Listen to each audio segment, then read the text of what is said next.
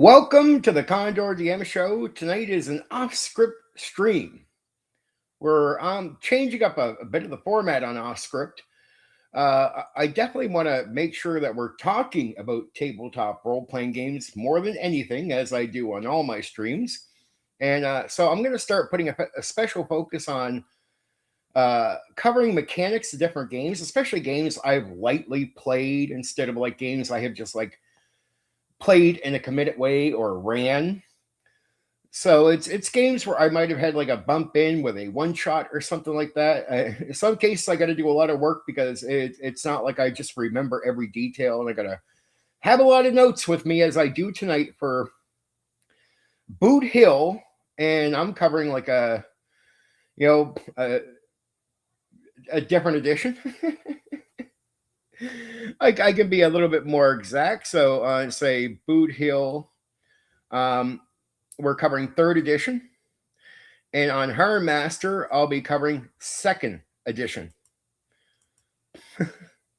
So Boot Hill 3rd edition and HârnMaster 2nd edition. That's what we're going to cover tonight for mechanics when I go to talk about them, but that's not where we start right away. There are some people out there that will do content, do videos where they'll make comments about, say, the old school. And I could tell some people have watched my content, and watching my content, if I don't explain every detail to some YouTubers out there, their only reference for understanding old school might be somebody like me, and they form their opinions and their opinions become facts. Like, say you're talking about the old school and you go, well, old school light rule games failed, and crunchy games, there's a reason they succeeded over old school light rule games. Well, when I talk about light rule games that are talk about success or failure compared to D&D, if you don't know the whole story yourself like I do, and you're only left to listening to my content, I can see how you might think a statement like that might be true. But in reality, when it comes to the math, the games that failed in the most extreme ways in the old school are the crunchiest games there are. Like financially, like Tunnels and Trolls succeeded in ways people could never imagine. Old school D&D, for the most part, is very light, right? So light rule games succeeded in the old school more than crunchy games. I mean, geez, when you really look at it, they succeeded more than most crunchy games today outside of the WotC editions of Dungeons and Dragons. So if you make a comment saying, well, like, crunchy games have succeeded and old school light games have failed, I know you might be someone who's watched my content, and I might be talking about where some games have not succeeded compared to D&D, or they have not succeeded to have a long line of editions. There's some truth to what I'm saying, right? But if you only depend on what I say and you don't do your own research and you don't know, you might make a comment that says crunchy games somehow have overachieved compared to light rule games. But in reality, in the old school, crunchy games on the math failed more than light rule games. Tunnels and Trolls, right? That succeeded in a major way. Old school, again, D&D itself was light in rules, succeeded in a major way. Look at like the basic role-playing games, like the basic fantasy one. That succeeded in major ways, in major ways. I mean, even sort of lighter forms of WotC editions, like 3rd editions, are already making a comeback, and were so successful that there was a Pathfinder version of the game created. So light rule games always outrank crunchier games, but even 3rd edition, the crunch there, it's the first game returning to D&D. So when you look at its success, it's there's a fault line. It had to switch up really quickly compared to 2nd edition. In 2nd edition, AD&D basically outperformed as far as gaming in the actual community. 2nd edition AD&D was still outperforming 3rd edition when it came out, and pretty much outperformed 3rd edition during its entire lifespan. I mean, that's an act of gaming. So when we look at crunchier games, no, crunchier games on the whole have failed compared to lighter rule games, especially in the old school era. So, it's like it takes me time to educate people on things. I can't tell you everything about the old school in one shot. So, you should be very honest when you're stating an opinion that you're not sure of. And if you want to make a strong opinion about crunchier games doing better than lighter rule games, you should really do your research so you know what it is you are talking about before you do a YouTube video. Especially if you're going to be attacking other people, like attacking somebody on X, and you're going to criticize them, and then you're going to make a statement that just holds no weight in reality.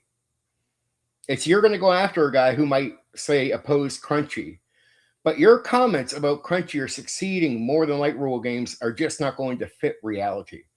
It's an assumption you made. It's not a fact. You're going to state it like a fact, and you're going to think you're right. But I know it's because you're listening to content like mine, and I have not taught you everything about the old school.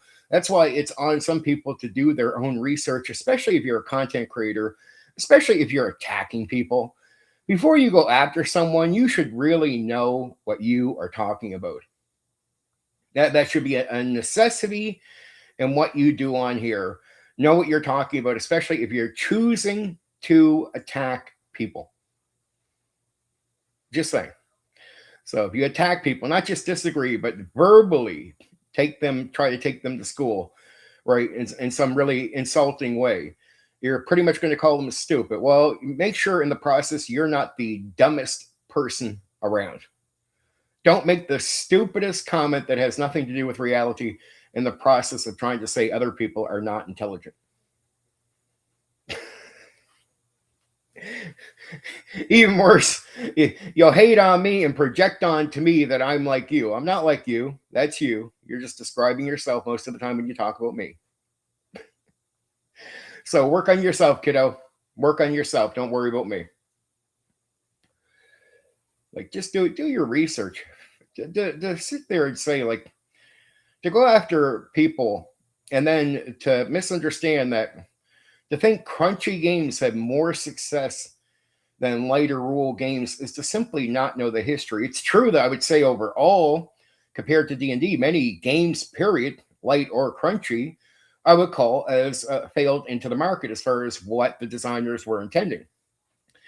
But on the whole, from Tunnels and Trolls and on, even to basic fantasy, lighter rule games have out-succeeded. I mean, other than exceptions where, you know what I mean, with the D&D title, they have outclassed and outperformed most crunchy games. Crunchy games have failed, especially in the old school, more than light rule games.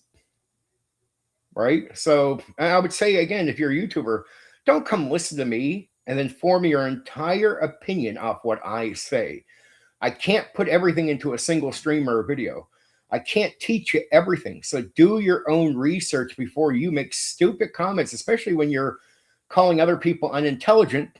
In the process, you're simply talking nonsense. Like your statement has no relation to reality. Right? Not like just none at all. So tonight, again, we're going to focus on Boot Hill 3rd edition and HârnMaster 3rd edition. These are games where, I mean, I had to do a lot of homework on this because, like, I played them in one shots. So it's not like I have this like instant powerful memory of the games, right? I had to really do my homework coming into this one. But I mean, I do have a principle that as long as I played it or ran it, I feel like I can cover a game. And even if I only played it for a minute and forget most of the details, it still, to me, qualifies my right to cover that game in a way. I put time to that game. So I put a little bit of time to Boot Hill and HârnMaster. Boot Hill 3rd edition, HârnMaster 2nd edition. I would say both are extremely crunchy. I asked some people like what they thought Boot Hill was. Just people that don't know much about Boot Hill. Some of them were saying it's a military game. Like no, it's a cowboy western game. HârnMaster, I asked people what that was about. A lot of people just thought it was another like D&D, maybe like clone or something. I'm like, no, it's more authentic. medieval, but not purely. You know, second edition HârnMaster gets criticized if you go back to the core books, because when they came out, people were like, well, where's the magic and the religious detail, the spiritual stuff? It wasn't there in the core. Like they brought that out in separate product lines. So this Friday, let me restate this. I have a pretty big interview coming up this Friday around 7 p.m. my time, -4 GMT, Atlantic time zone, baby. This Friday. James Reagy. I'm very impressed to have gotten this interview coming up. He made the game The Lamentations of the Flame Princess. So James Reagy, legendary James Reagy, that's what I would call him. Definitely a legend at this stage, man. Like, his name is so out there. He's very popular, very well known. I took a few weeks, a few weeks of messaging him in and going back and forth with him. But he was a little busy when I first went and asked him about the interview. But after he was freed up from his busy schedule a little bit, still a very busy guy, he finally replied to me, and we worked out a date, which is, again, this Friday at 7 p.m. my time. I'll be interviewing James Reagy, the creator of The Lamentations of the Flame Princess. Very excited about that interview, right? Very well-known guy at this stage, a well-known game, especially in the old school. It's considered OSR, right? It is. So OSR designer James Reagy, very, very, very wild character, very fun guy. And I'm looking forward. I have a lot of questions for him. I'm going to make sure it's all more developed by the time we get to Friday. He's really pushed me on being open to being challenged. So, I mean, if I see somewhere in there that's going to be about that, I'll do it. But my aim is to have fun and to get to know James, get to know things about him, make it that we can nerd out on what he's about, what he's done, and what he's even doing in the future. Talk about any future products, talk about current products. I want to have a good time, right? And it's not about protecting people as much as it is about just nerding out on the game, the history people have, and making it that I don't ask questions that are going to be like one-line answers. I want to ask questions that are going to make it a lot easier for him to really nerd out and say a lot of what he has to say about his history and where he stands and his opinions on the game. And that's going to be the aim. Now, in the process, I told him if I feel like there's a pushback area, I'll definitely consider it. I'll push back, right? But I'm excited to have him on, like in a positive sense. So I want to hear what he has to say. Like, really, in the positive sense. I want to nerd out on the Lamentations of the Flame Princess, what he thinks of the OSR overall, stuff like that, right? You know, if there's any questions people would like me to ask him, you can personally comment under this. You can comment on the post I made in the community section. I mean, you could even, you know, if you're on Discord, you can talk to me there. I won't make this a formal process of, you know, here's for you to write in and ask me to ask these questions, right? But if there's anything you want to know from James Reagy that you want to make sure I'm going to ask, you can go ahead and let me know. Yeah, DK. I was shocked. You know, I put it out there to a few people who, you know, you never know who's going to say yes to you, but I've seen people be pretty open about the channels they go on and who they're talking to. So, and you know, the worst you can ever hear from somebody is no, or just not get a reply. So I put out a request for interviews to quite a few people, and James returned with a response. Now, there is one other person who has responded to me, and usually I hold back on who has interacted with me, but it's I'm pretty sure I can set a date at one point with this person. So I'll confidently say someone I have talked to recently just responded, trying to probably work out a date we're going to talk. And I feel like I can confidently say this in public. At one point, you'll see him on the channel doing an interview which is Grim Jim. He has a new game coming out, and I definitely want to be part of the cycle where he could, support the games he's done, support his new game coming up, but just do what I do. Like, let's nerd out and find out a lot more about Jim, right? I mean, he's been on YouTube for years. He has a whole history, but not everybody tracks exactly where he started, what he's done, what he's thinking. And, it got anybody in the hobby. I don't care where you stand politically. I don't care about none of that nonsense. I'm here to nerd out and not to have a fuss or argument with people. And it's not to be boring. I don't think it's boring at all. Just to nerd out on the cool things that where we meet, where we get along. And it's like sometimes it's just okay for you to have your say without pushback, because maybe the interview is about you. It's not about me. I really bring the people on here for my audience and for people to get to know them. I don't bring them on here to harm a reputation, to get into an argument with people. I think, honestly, it's just not my cup of tea. I mean, if it really feels like it's a necessary thing where I push back slightly, or if I think it's interesting to push back for other reasons, maybe, but I'm not bringing up people on here to just I'm not a journalist. The interview is not about me being a journalist who brings you on to ask you the tough questions. I'm bringing people on here to have fun. So Grim Jim, at one point, I'm pretty sure I can take in, as I'm going to interview him at one point going forward. Right now, though, this Friday, I'm happy to announce James Reiki. That's a good one. That's a good one, especially for OSR people. I mean, Lamentations of the Flame Princess is a very well-known, very well-received game in the OSR. That's just how it is. That's just how it is, right? So I'm excited. I am. So tonight's Crunchy Games, like, I won't go into details yet, but just to sort of say, like, Boot Hill is one of the inspirations for me, my guns and my own system. I used to tell people gunplay, my experience with gunplay in some games were these very technical things where there's a lot of multitudes of dice roll that I found slowed down the game. I like ideas in Boot Hill. That's why I tried it in the first place. I think Boot Hill has some great ideas. The concepts are great on the read. Like they're what they're trying to achieve with the game.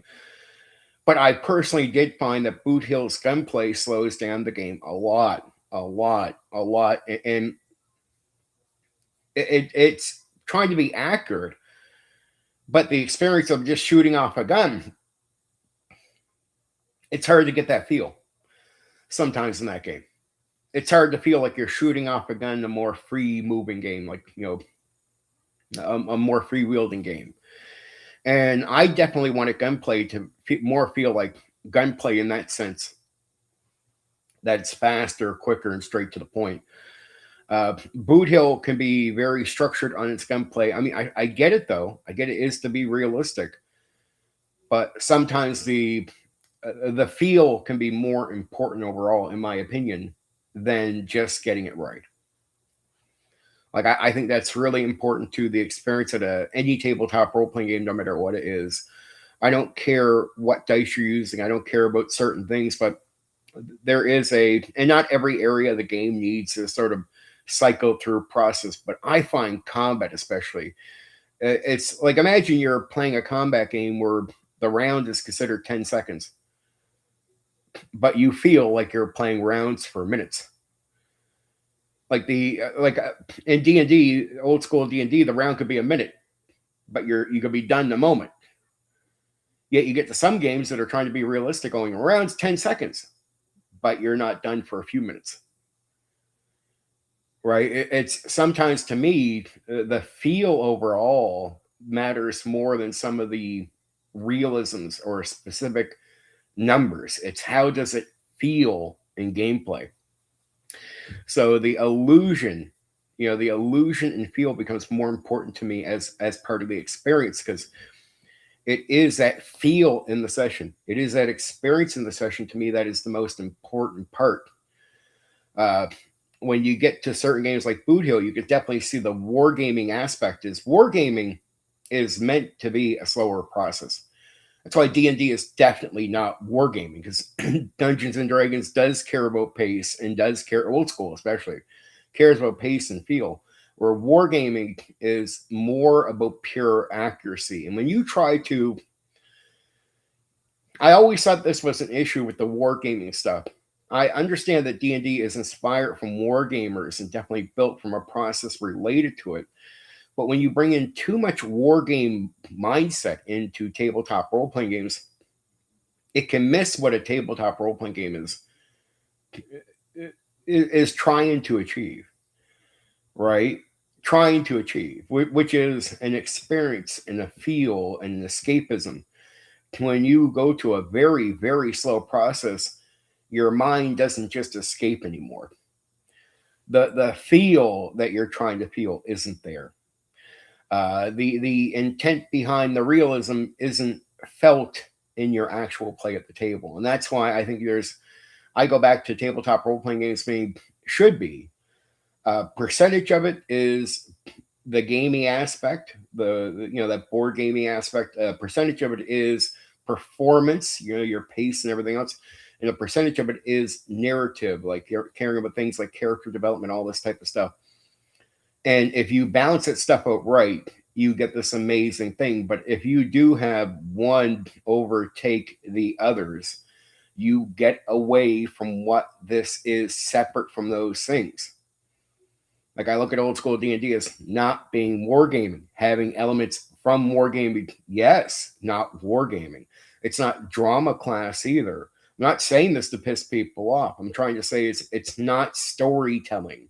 It's not acting in drama class. It's not wargaming. I always want people to understand what I'm really arguing for is not to try to attack people, but it might be pushing back against agendas people have out there. I'm really trying to say that tabletop role-playing games are their own thing. So if they lean too much in one direction, they stop being their own thing. That's how that works. And it's like, we already have wargaming, so we don't need to repeat that. We already have drama class. We don't need to repeat that. We already have pure storytelling. We don't need to repeat that. This is something special and unique in the middle that borrows elements from each to make up a very unique experience, which is a mix of performance and pacing, caring about certain, the story that could emerge to a degree, but you're not storytelling. But there's elements from storytelling that matter. Character development, elements.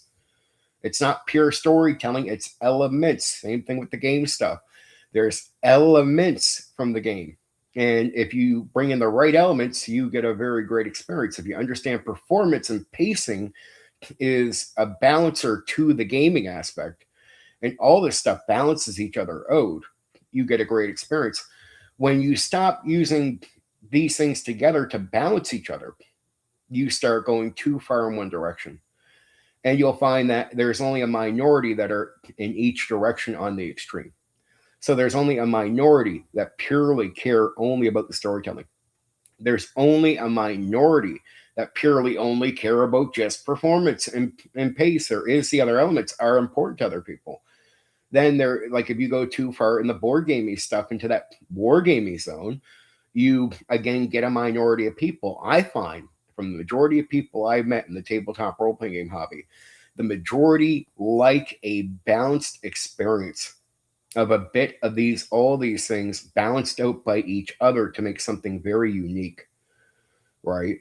And that unique experience is something I think all tabletop role-playing games should be aimed at, and not aiming at one area compared to the others. That's my take. If I were to establish a standard for what TTRPGs are, regardless of the differences in your games and all this, that would be my aim, is to establish that it is not either one of these three things. It's its own thing. And so making sure it doesn't lean in any one of these directions fully should be a necessity for any game designer making a tabletop role-playing game. Period. End of story.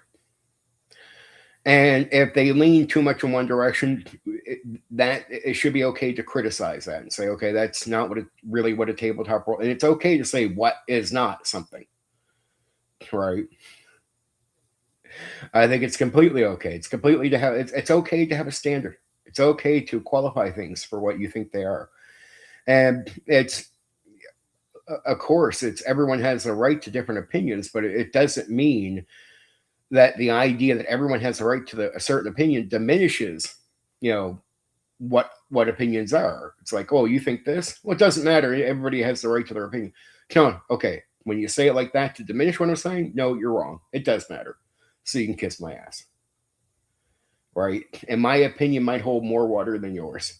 So there is a ranking level here. Some opinions are absolutely trash and not even worth considering. I don't care if we all can have them. Some are stupid. Some aren't. And that's reality, whether we like it or not. And the attempt to dismiss that type of thing is stupid. Because when you don't establish certain things, it's harder to evolve the hobby for what it is. I find that like that's one thing in almost any other hobby. Standards are set, things are established, but you always see the good in that because once something is established, you get to see that progress to its peak. When you're in a zone of you never establish anything, you're always 50 years behind where you could be. It's like you're just not advancing because nothing is ever established, nothing is pushed forward, nothing is evolved. Period. And obviously, there's the hit to the hobby overall that is very negative. There's a lot of negative outcomes that come from not establishing certain things with the hobby. And we all see it. We all see a degrading thing since people gave up caring about standards or even arguing for them because people have agendas or they're deceitful. What happens? The player base gets worse overall. I mean, the majority get worse instead of getting better. And these aren't your tourists. These are full-time nerds in the hobby. Gotten worse since we started on the mass.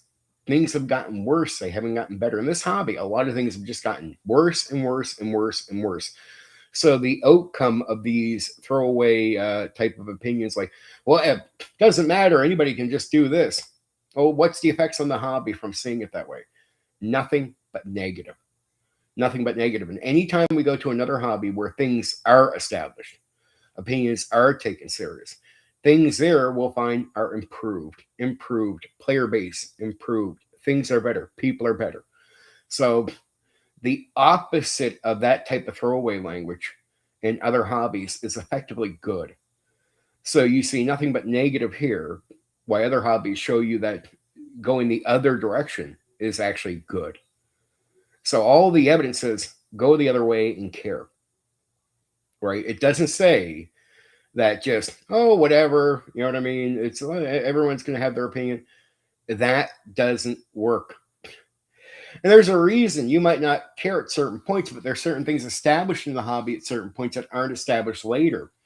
It's like, oh, back then you didn't have to care and it all worked out. Well, back then there were things that were established. That's why you could be so nonchalant. Those same things are no longer established in the minds of people. So the outcome of not caring now becomes a completely different thing. Meaning there's a secret sauce going on back at a certain stage of this that you clearly need that secret sauce to continue for you to be as careless and throwaway with your take on the game. And when that secret sauce is no longer applied, the effects of now your mindset later without that actually harm the hobby. It does the hobby no good. So we have to have open dialogue to realize what these things are. We have to think that opinions matter. We have to have open debates and discussions where it's okay to not just it's okay to share what you think, and it's okay for us to consider that credible compared to other opinions not being credible. Like if you just want to avoid debate because you have an agenda, I get it. If you just want to push lies and never want to be challenged, I get it. But that's really what happens in this hobby, in the tabletop role-playing game hobby. People lie. People have deceitful agendas. And neither one of these groups of people, sometimes with the same person or same people, None of them want to be challenged, and all the things that would challenge them, standards, certain opinions, arguments, criticisms, every single line of challenge is considered not worth it. It's not worthy. How convenient that all the lines that would lead to challenging your take, your agenda, your deceit, your lie are all the things that people want to dismiss. It's like, hey, I should be able to challenge what you're saying. No, it doesn't mean anything. Your opinion doesn't matter. Everyone has the right to this. It's all ways of avoiding pushback on bad ideas or deceit or lies. I just want people in the hobby to notice that. You should notice that. You should really notice that people lie and have deceitful agendas, and notice how convenient it is that they all push back on the only lines that would lead to their lies and deceit being challenged. How convenient is that? So it's like, okay, these guys are lying over here. We should challenge that. Well, no, here's all your reasons that you shouldn't be doing the things that would lead to you challenging that lie. Well, how convenient is that? Or there's these guys over here pushing a deceitful agenda, like calling D&D wargaming, which is not true and does not hold up whatsoever. In fact, how convenient is it that they want to find ways to dismiss any type of pushback or criticism or call out that there is? Like, just, I want people to really think about that. Honest people, not people that are on board with deceit, but people that aren't. For the rest of you, I want you to consider that a lot of the pushback you see in the tabletop role-playing game hobby are exactly aimed at the only lines of pushback and criticism that would push back on deceit and lies.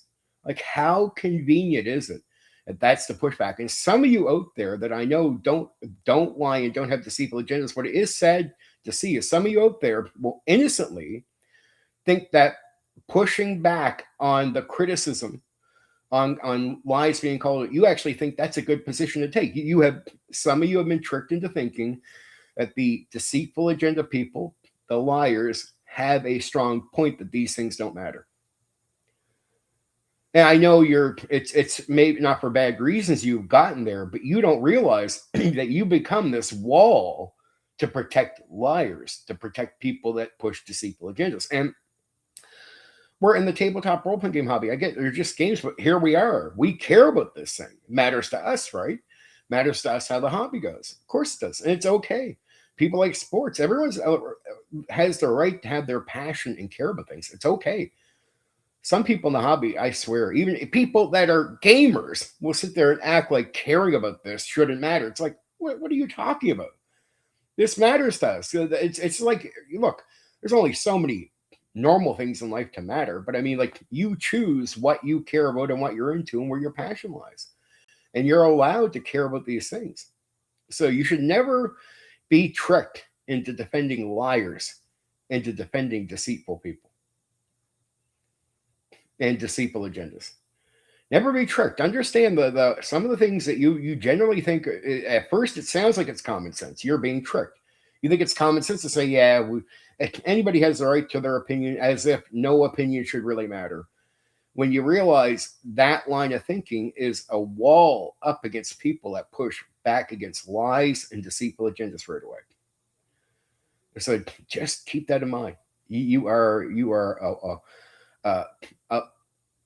a wall between call out that should be happening and lies. And some of you might not even be, you're not the liars. You're not the people pushing the deceitful agendas, but you're still defending them. And you defend them without realizing it. It's okay for that stuff to matter. Like, so many people have excuses for why things don't matter here. I only care what happens at my table. Well, then fine, shut the fuck up if you don't care about what this person, you shouldn't even care about my call out then. That's what I would say to people like that when they say things don't matter. It's like, I only care what happens at my table. All right, well, then you shouldn't care that guy's lying, right? Right. But you shouldn't care that I'm calling out the lie either. If you're opening your mouth to push back on me, but not the liar, obviously something matters to you here. Because if it doesn't matter, sit down and shut your mouth period, in both directions. Just mind your table and shut your mouth. Because if you only aim your comments in one direction, you're giving yourself away. You're being two-faced. That means something matters here, right? And we should accept it.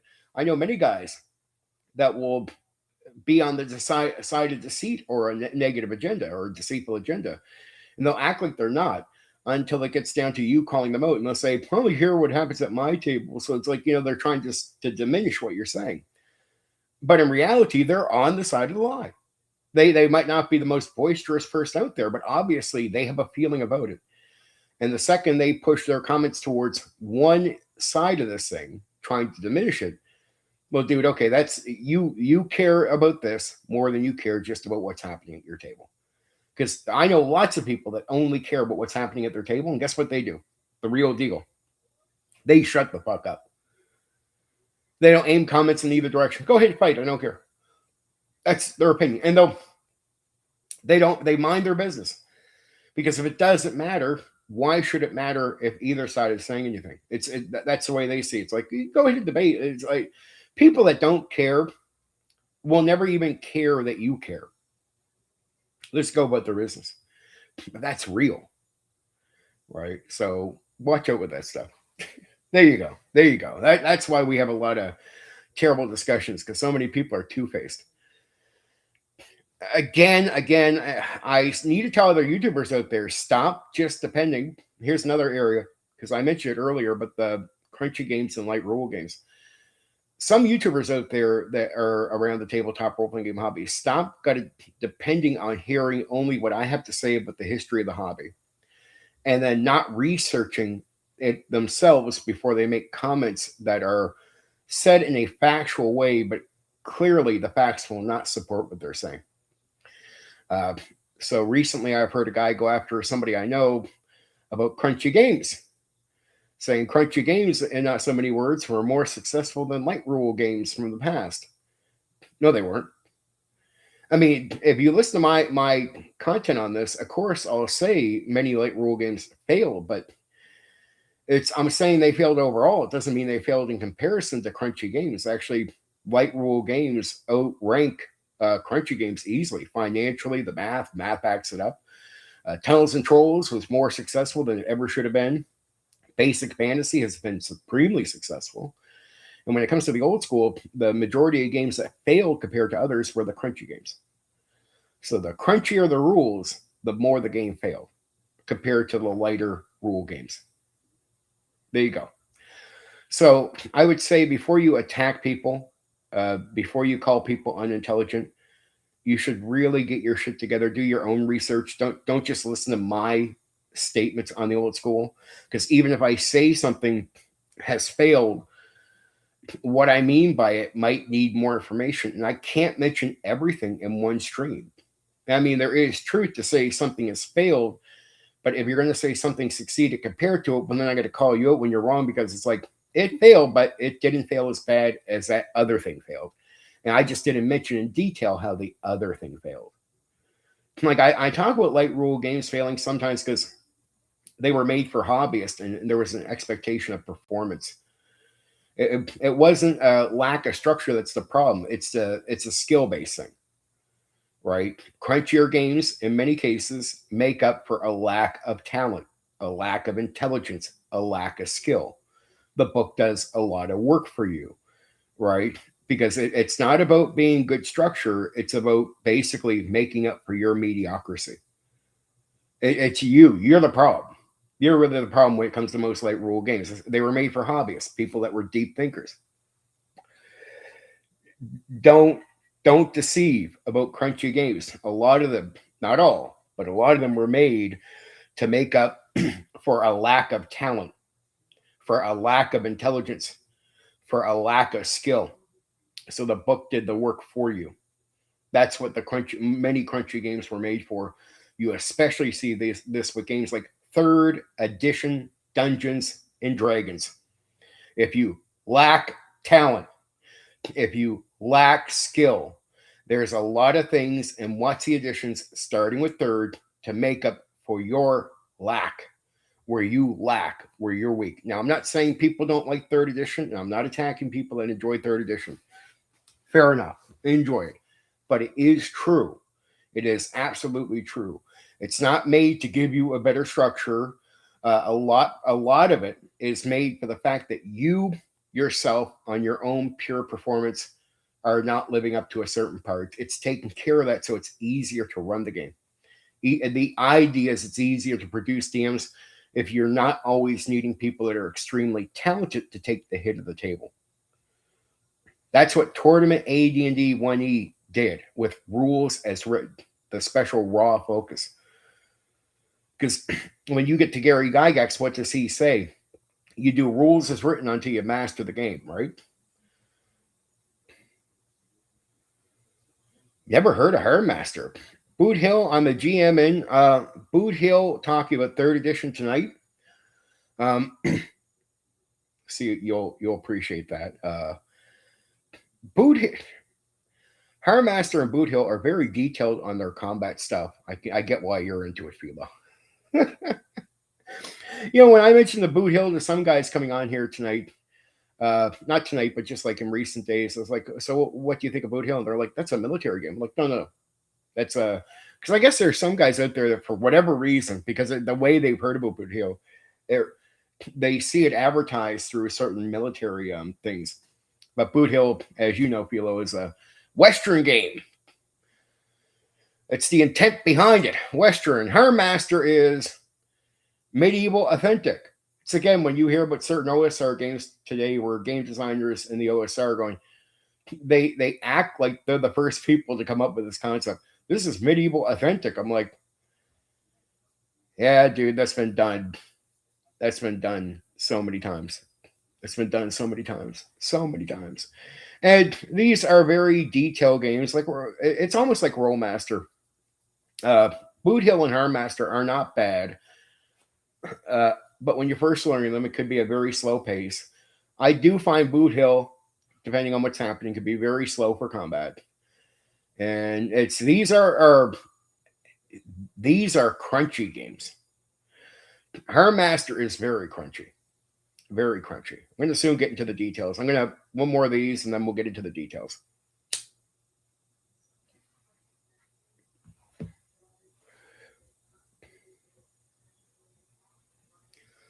There you go. There you go. Yep. I'm glad you know about this game. You'll be able to...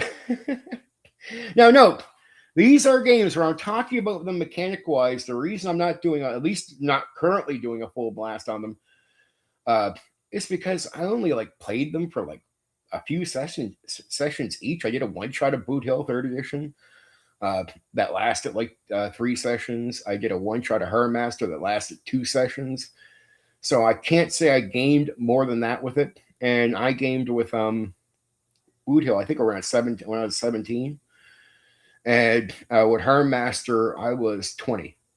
I was 20 when I tried the couple of sessions with that. But my principle here, Philo, I usually don't. My aim is to never cover a game unless I had a little bit of time with it, even if it's one session with it. Oh, it's Rollmaster is not slow combat when you do it right. But Philo, there is going to be standards here to what I consider fast and what you consider fast. There are certain elements you can't get around with Boot Hill. You roll a certain, there's just a certain process of combat that it was the inspiration behind my guns for my game. And that process does take a minute to boom. And that is slower than I expect gunplay to be. I expect gunplay to feel fast. Bang, bang, bang, bang, bang, done. And if that's not the experience at the table you're having shooting guns most of the time, to me, that would be considered slow. So there's probably a difference in standard there, Philo. Rollmaster, sometimes a little slow, but most of the time smoother. Hey there, AJ. What's up, my friend? I should have announced to both of you. I got Philo here, and AJ is, if you haven't noticed yet, this Friday I'm going to have Lamentations of the Flame Princess James Ragey on here to talk about his stuff, his game, all his history, all the good stuff. AJ has been on with one of my interviews here, and It's going to be the same nerding out, fun, talking about, the history of what he's done, where he's come from. Hey, Miles, what's up, my friend? We're going to have a lot of fun talking about the games tonight. It's a special focus on mechanics, guys. And I don't want to pretend that I know a ton about either game. I really had to do my homework getting all the mechanics right because, I played Boot Hill. I know how it felt. I know my actual in-game experience with it. But I had to remind myself. Like, I've done so many games, like, I can't just go off memory for everything, right? Boot Hill, I played in I call it a one-shot, but it was 3 sessions. HârnMaster 2nd Edition, I did for 2 sessions off, and these are both cases where people are running them for me.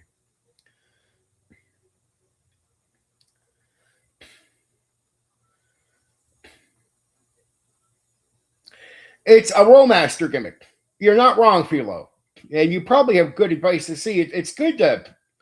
Rollmaster is a great lean-in to complicated games like this. It really is. It helps speed them up. There is no doubt. I would agree with you there. There's ways of handouts. And once you understand how to make Rollmaster faster, the common sense of the concept of make sure you access information, people have it, you have it to track where you don't go to dig in books and all this type of stuff. It can speed up the process. My only difference is it's not bad. I don't think the gunplay is completely horrible. But once you do hits and you're doing damage and you're doing wounds and you're doing all that and the effects, you do have to go through that. And then it's the initial shot is not just you shoot right away, everything blast off. The game is very paced in the first shot mattering, and then every other shot depends on how that goes. And you're giving up accuracy and all that the more shots you take, or so most cases guys aren't going to take off a bunch of shots. A lot of them will keep accuracy by taking less shots. You know this from playing Boot Hill or running Boot Hill. But is there a pace where it's the illusion of real matters to me more if I speed up that process to feel really fast? Like, I personally like it to be much faster, Philo. And you can't pretend to make it go faster. You know the steps, Philo.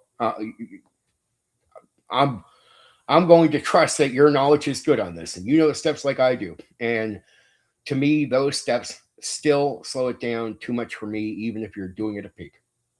So even the fastest run on the guns is a bit slower than I like it to be. And that's having your shit together. And I ran with a guy who had his shit together. He had all the information. He's really good at this stuff. Another guy who knows Rollmaster well.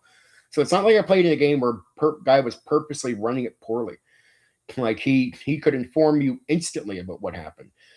It just bothered me that it's even under the conditions that I had a good guy running the game and he was really fast on it, I still didn't like the pace. Yes, it is. Yes, it is.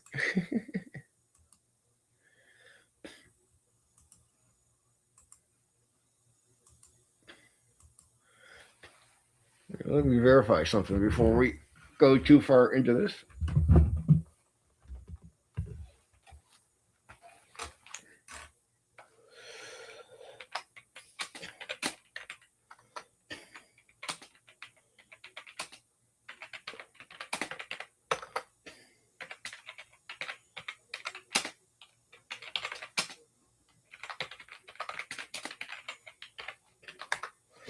Check it in detail.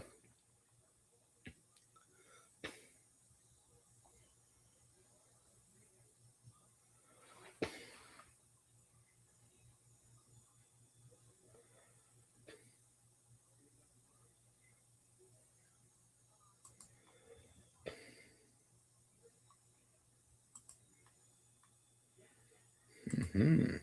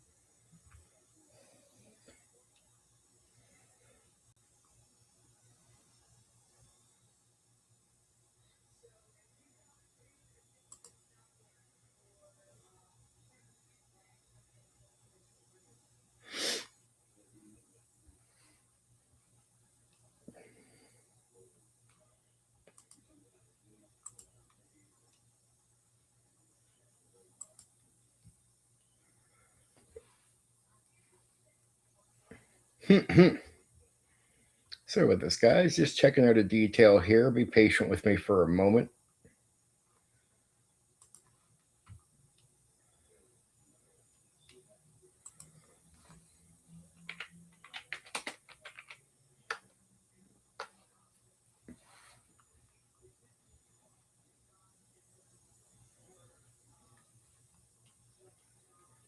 Hmm.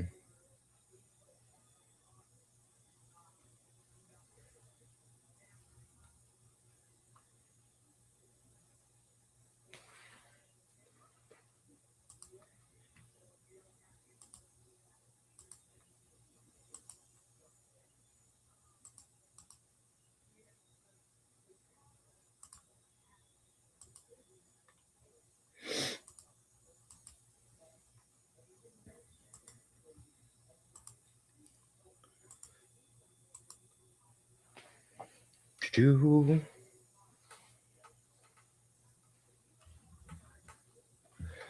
But yes, you guys have any questions you can ask. Let me see. Like HârnMaster, have every table ready. That's yep.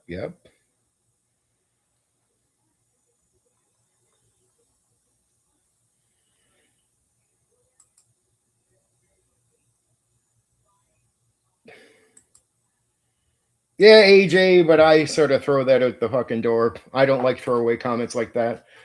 You want to make every opinion meaningless, or like, well, your opinions really don't matter because it's just all taken care. It ends up defending liars and people with deceitful agendas and everything else. So I don't, I don't buy throwaway language. Nothing personal there. Love you and all, but that's just nope. Opinions are very credible. Takes on the hobby are very credible, and our hobby takes a lot of damage, ends up with negativity where other hobbies actually don't do what you're suggesting. They actually say certain opinions do matter, standards do matter, and when applied, you evolve things, you better the communities, you better the people in the communities, you better what's going on. So when you dismiss my only argument to people is when you dismiss opinions like, oh, all this doesn't matter. I mean, boom, boom. It's like to me, I look at the effects because in the other hobbies where people have standards or pushes, it's all good. In our hobby, player base gets worse, things get worse. And I say there's nothing wrong with saying, look, if you have an opinion, think that matters. If somebody thinks it doesn't, let's have the debate. Let's have the structured conversation. If you think there's a standard that fits, you should be able to make your case, and other people should have to make the argument. And for those who say they don't care, my only thing to them right away is, well, then sit that one out. But if you don't care, then you shouldn't say anything. If you do care, but you're saying you don't care, the second you say something in one direction, you've given yourself away. You do care, obviously, or you would have shut your mouth to begin with, right? You've just given yourself away. It does matter to you. And that means there is something you're trying to protect or a position you're trying to protect. Well, if that's the case, debate it. Bring that argument forward. We have the open square of ideas for ideas. And if maybe the hobby should have a standard, and maybe that should be the thing. It's like, well, you say it doesn't, but who says it doesn't? Are you the authority? Was Gary Gygax the authority? Who's the authority to say we have it everywhere? What god of the tabletop role-playing game hobby came down and made the rules for us?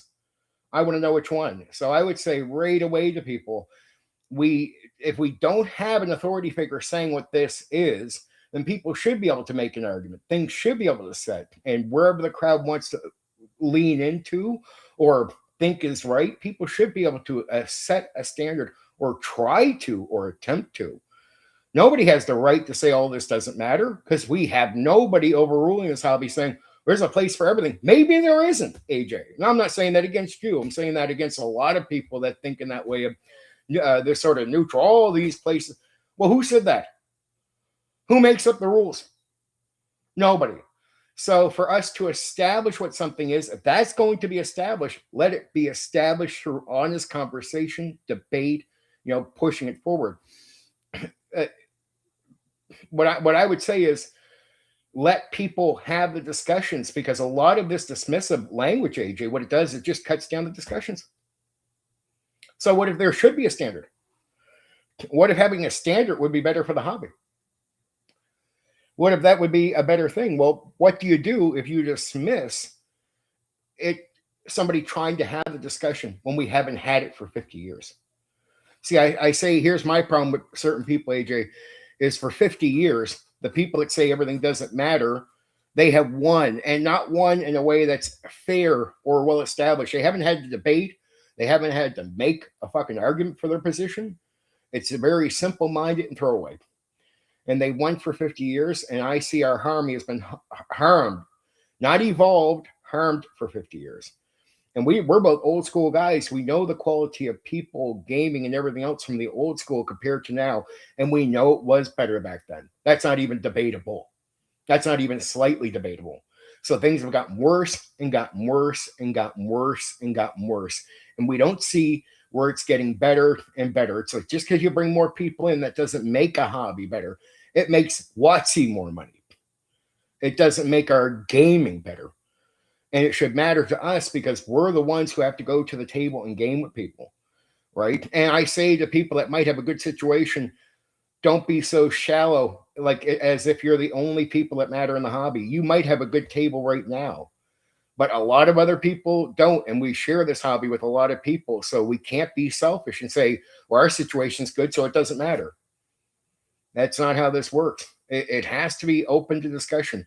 And if we're going to set the standard that nothing matters, let it be argued, because nobody has challenged that. That's the issue with me, is every time somebody says, oh, it has a place for everything. Does it? I mean, we get to sports. What about like a jumping around with a stick up your ass? Is there a place for that sport? Not really. There's a standard. You go over to video games. Well, what about one where it just goes on, does like bink, bink, bink, and you press the button? Is that a game anymore? No. No longer these things. I mean, at a certain stage, you got to go, is there a standard for what the game is? And if the game is nothing, it becomes everything it's not. And it gets to a point where I've seen storytellers where it's like, just you're not even playing the game anymore, dude. Just here's the pen and paper. Go write your story. Put the dice away. Don't even bother. Or it gets to the point where people are performing, where they're acting, amateur actors doing sessions where they're not rolling dice. I'm like, that's not a game. You're doing drama class. Go on the stage. Have at it, baby. Or it gets to the point where people are literally trying to play a whole war game with D&D where it's like, well, don't bother. We got war games. Here's your war game. Go play the war game. I mean, it's tabletop role-playing games are meant to be something separate and different. They are. There's an intention behind them. From every designer coming in on some level, there's an intention. Well, what is that? Well, we never had that discussion properly. And it's like the reason we don't ever have the discussion properly is because people will come in language, well, it doesn't matter. Everything is accepted here. Well, it's like, okay, well, then a tabletop role-playing game is me bouncing a fucking tennis ball off the wall.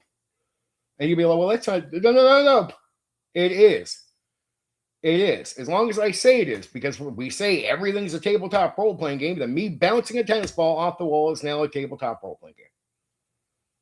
Right? So we should have standards that that's not it, but that means there's other things that aren't it, or other ways of looking at it. It's healthy to have the discussion. It is not healthy to avoid it. It's not good for our hobby to avoid the discussion. It doesn't mean some extreme opinion is going to end up being right, but it furthers the dialogue and the hobby to have discussions and debates, not reasons to not have them. And we've spent 50 years successfully not having them. So as someone who cares about the hobby, which I tell other people they don't need to, but I do, and so I come to the open square of ideas when it comes to the tabletop role-playing game hobby. And I say, I won't let anybody diminish what I have to say. So if I think this is what a tabletop role-playing game is, and you say, well, anything fits. Well, no, that's what I'm arguing against. I'm saying, no, not everything fits. The tennis ball being bounced off the wall is not a tabletop role-playing game. So I'm making a case, and people should consider the case I'm making, not dismiss it. But here's how they dismiss it. It's something most people can't. I'll make great arguments. 99.9.9.9% of people couldn't argue if their fucking life depended on it. They have no thoughts. They don't even consider this stuff. They dismiss. Well, anything fits, so don't have to. No, because if you have to consider my argument, the worst thing is I might have a point. That's the thing. I might have a point, right? And that point can be very important to the hobby and progressing what we do. It could be good. I could be right. And there's nothing wrong with asking people to consider if I'm right or not right. It's nothing wrong with having the discussion and the debate. Good evening there, Black Rose. And I'm not going just after you, AJ. I'm just going after anybody, right? Oh, I know lots of people that do the research, but it's like we know lots of things about the hobby. So many people assume it's like, let's have a discussion. These discussions have not been had because people have dismissive language, dismissive ways of looking at the hobby. Well, it's like it starts becoming ridiculous when I make the point back to them. If anything fits, me throwing a tennis ball off the wall and calling it a tabletop role-playing game fits.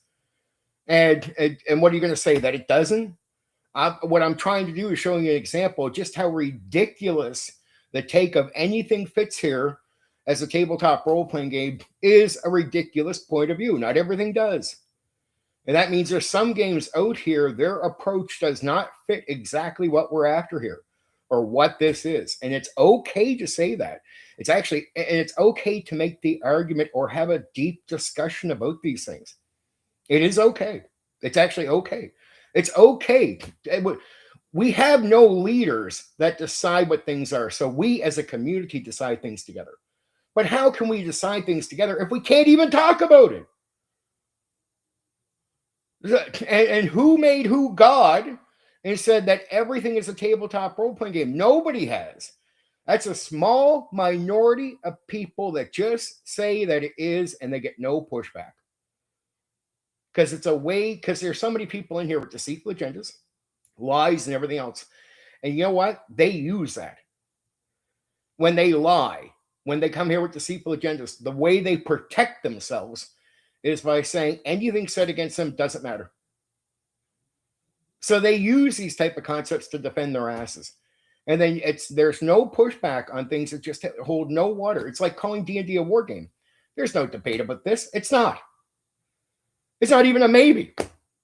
It's something other than a war game. Like we know what wargaming is. Wargaming is established. We know exactly what it is. Even if you use elements from it, this is not a war game. Shouldn't even have to have that debate. But people bullshit here. And what they do is when a guy like me pushes back, instead of people calling them out, I'll be the one that has to hear, well, everyone has a place in that. Well, then, okay, tennis ball off the wall. That's a tabletop role-playing game. That's what tabletop role-playing games are. Tennis balls off walls. You going to say I'm wrong? We can say D&D is a war game. We can say bouncing a tennis ball off the wall is a pure, true tabletop role-playing game. It's okay to have the discussions, and I'm passionate about it. I don't expect other people to be, but it's like people that love anything. You choose your battles. You choose what you care about. I choose to care about this, of course. If you don't care, I can understand why you might see me as ridiculous. But if you do care, that means you'll speak up against me, and that gives people away. Because the people that don't care, sit down and shut their mouth. The people that do care, and a lot of them will pretend not to, they'll be like, I don't care, but then they'll get up and speak, but only in one direction, not the other. Well, I'm like, well, dude, that means you do care. You can say you don't care, but your action gives away that you care about this. But that means you care about one side and not the other, right? Oh, James Ragey is going to be a lot of fun. A lot of fun. James Ragey, Lamentations of the Flame, Princess OSR. I know you'll appreciate that. And I hope you don't take anything I'm saying here personal. It's not just you. I keep pointing that out. I've heard other people make those arguments, so I don't want just AJ to feel like it's AJ focus. I'm trying to generalize it, but I'm showing my passion at the same time. I hope you don't take it as a personal. It really is not personal, AJ. I like you a lot. I mean, legit respect you. Game designer guy, YouTuber. I have a lot of deep respect for you. A lot of deep respect. That's why I came to you and asked you about the interview when I seen you coming on here. I knew exactly who you were. I've known you for years. So I hope you don't walk away with thinking anything other than Stephen has the greatest respect for me on here as somebody in the hobby. I take you very serious. and really learned a lot more about you during the interview. So I really appreciate a lot more about you now. But I just understand that, and it's not just you. And I'd love to have the discussion, not as an attack or boom. I'm showing you passion, not hate or anything. So I just hope you take it from there, right?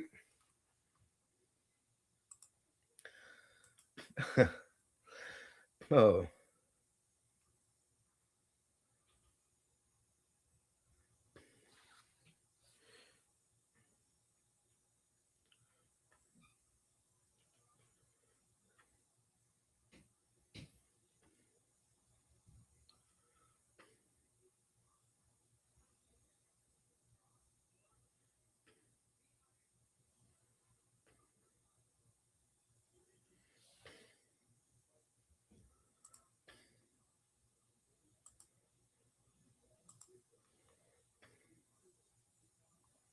Hmm.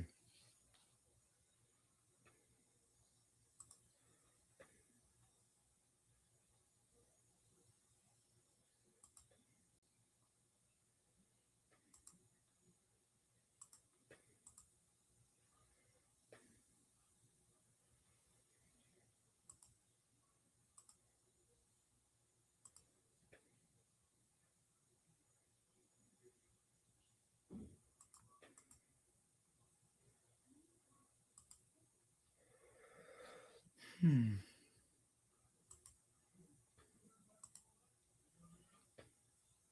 Oh, here we are.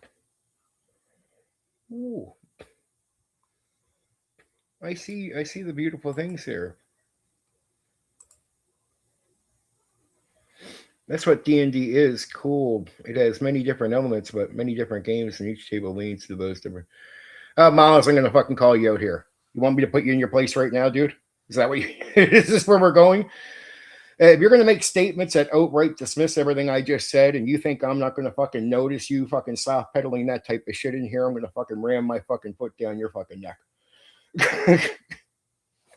So no, D&D is not just everything, right? Hate to be so harsh. You know how I am.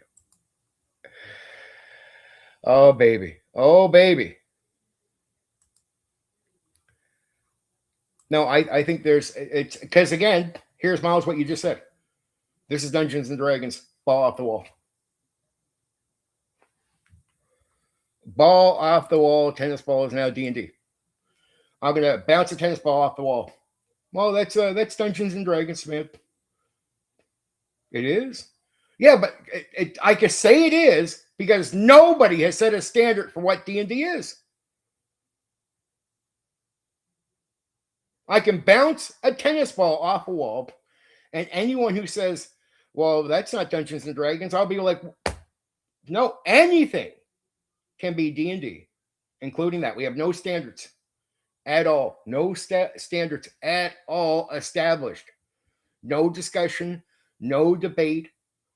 Everyone's told me that this, just sitting here, nothing else, tennis ball off the wall. If I say that's Dungeons and Dragons, that is Dungeons and Dragons. That is a tabletop role playing game." You'd be like, "Come on, Steven, that's no, dude. If anything can be established, right, Miles, it's not your bad. I'm just being real with you here. I hope you pay attention. I know you're not a stupid. I know you're an intelligent guy. So I don't want you to think that I don't think you're that. I know you are. I see many of your comments over the time. You know, stupid people don't say some of the things you said. I know you're an intelligent guy, but I want you to consider this. Basically, what you're agreeing to is saying, if I say a tennis ball being bounced off the wall is D&D, you're saying, yes, that's Steven, that is Dungeons and Dragons. It is. It is, but with no standards, it is. That's Dungeons and Dragons is tabletop role playing games. Tennis ball off the wall, catch, off the wall, catch, off the wall, catch. That's a tabletop role playing game.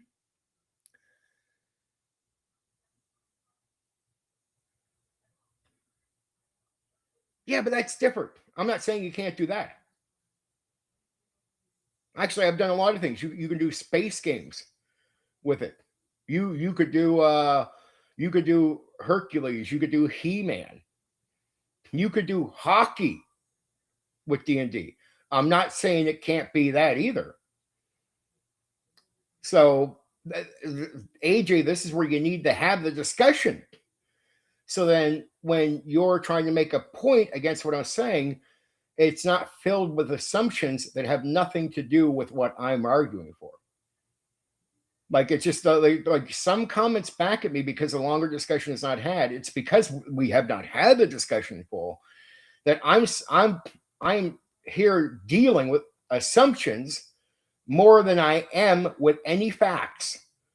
And then I have to have people make comments against me full, purely held on only assumptions, like yours just now, fully on assumptions, as if I'm arguing against this when my argument's not against that whatsoever, not even remotely that. It's like I tell some guys, I know you're intelligent, but if you don't know what I'm talking about, some statements you might send at me is like going to talk to a mirror. You might as well go talk to a wall. You get a better response, because I'm not going to sit here and defend positions I myself am not pushing. And I will not have someone accuse me or be thoughtless about their response to me, as if to put me in position to defend things I'm not even arguing for. That's the whole point of, we haven't set a standard. We haven't had that talk yet, right? And we can do all kinds of things with the game. It still would not make it war gaming. Or even worse, AJ, is when you've heard other arguments out there and you think mine relates to those. And then it's more assumptions, more fucking bullshit assumptions I have to deal with. I'm not making their argument. We have to have the discussion. I don't want to have to sit here with a stick up my fucking ass arguing against assumptions all day. I want to be able to explain myself and then get people to actually respond to what I'm saying. That's why I say the discussions I'm talking about the discussion here being important. It's not to say that it's this, but it's to say is, what if I bang the ball off the wall right now? If we have no standards, you can't say that's not a tabletop role-playing game. And the second you do, you set a standard, AJ. Then what else is not?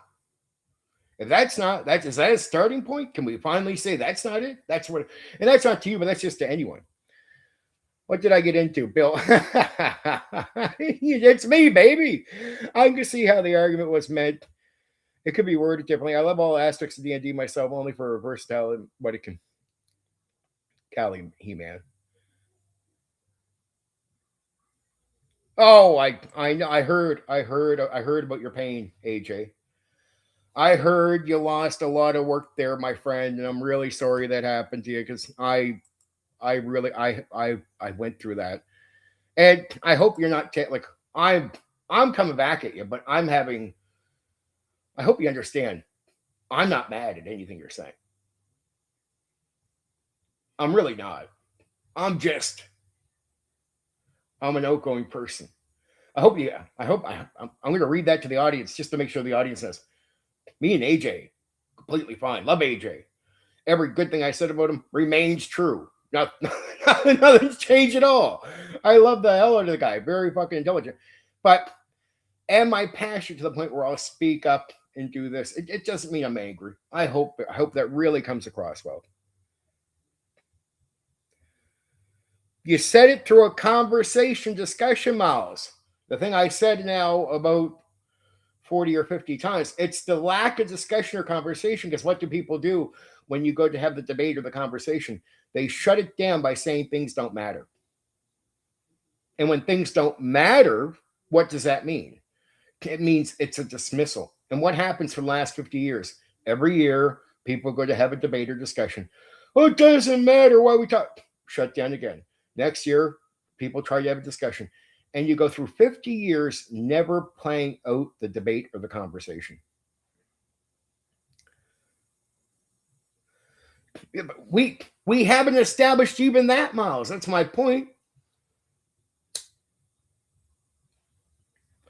Who's the God? And I even say to certain people, who's the God who says nothing matters? But then even if we want to use common sense, if you could say that, can I take that further, Miles? Can I go into certain other details and take that further? Oh, I know AJ. I know. Just making sure, man. I just want to clarify myself because I love the hell out of you.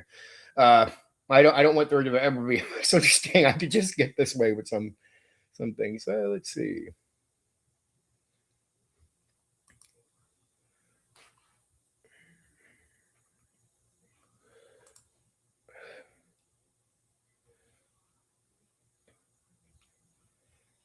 Okay, that helps.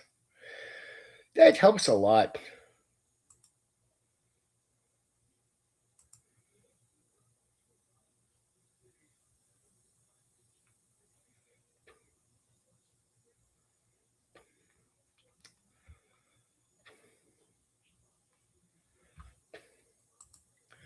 Who's all in here? We have 9. Okay. All right.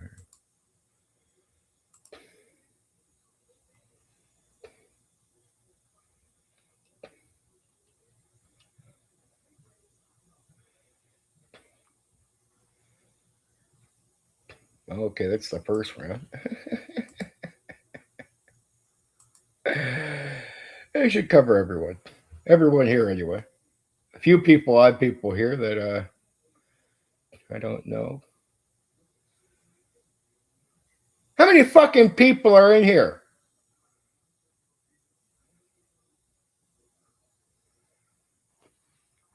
I get a kick. I get a kick out of fucking You're welcome, AJ. I get a kick.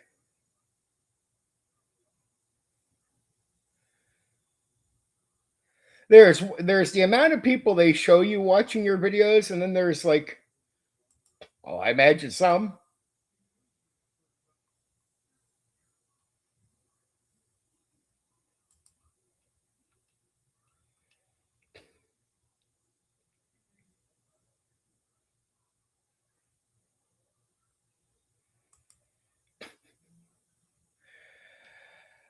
Yeah.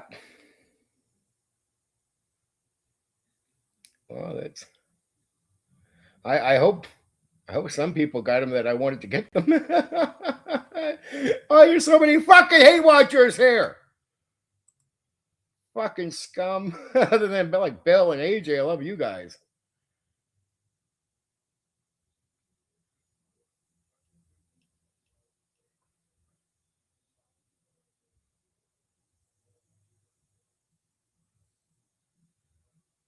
Yeah. Well, it's that was it, dude. Well, I don't know why you asked about them without being ready for it.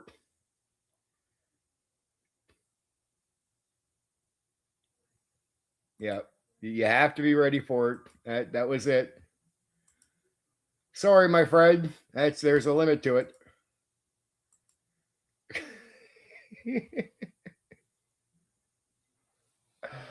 Oh, for fuck's sakes. We don't want your content. Oh, yes, you do.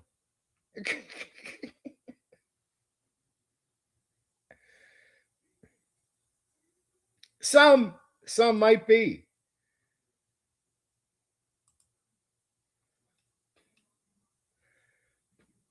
Yeah, that's it, guys. That's where that ends.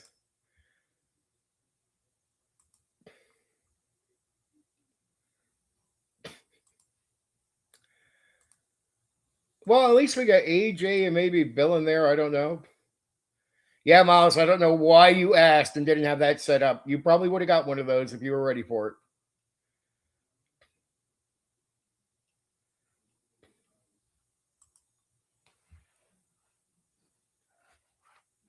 There's a limit you can send 10.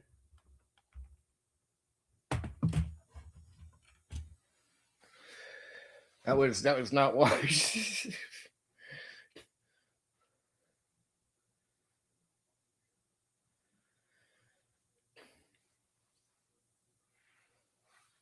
Oh, probably. Good news for AJ. I hope I'm going to be doing a lot of D&D content, like 8 streams on that, dude. Also, I do 2 unique games. I mean, let's go over some of the schedule coming up.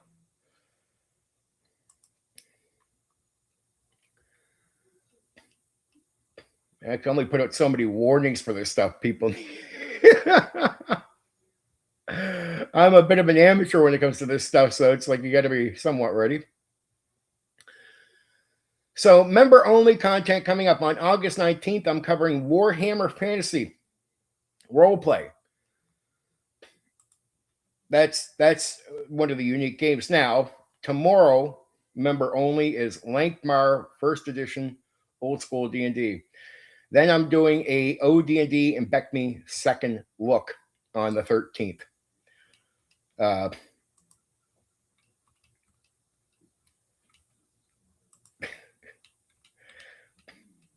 Miles, I think it's just cursed. You're sorry, dude. I think it's just at this stage, either you got to pay or just miss out. I don't know what to tell you. On the 20th, I'm going to be covering D&D one-to-one time and shared worlds. These are member-only streams. On the 21st, I'm going to be covering 3rd edition Dungeons and Dragons. Now, on the 26th, for members only, I'm going to be covering Most Guard role-playing game.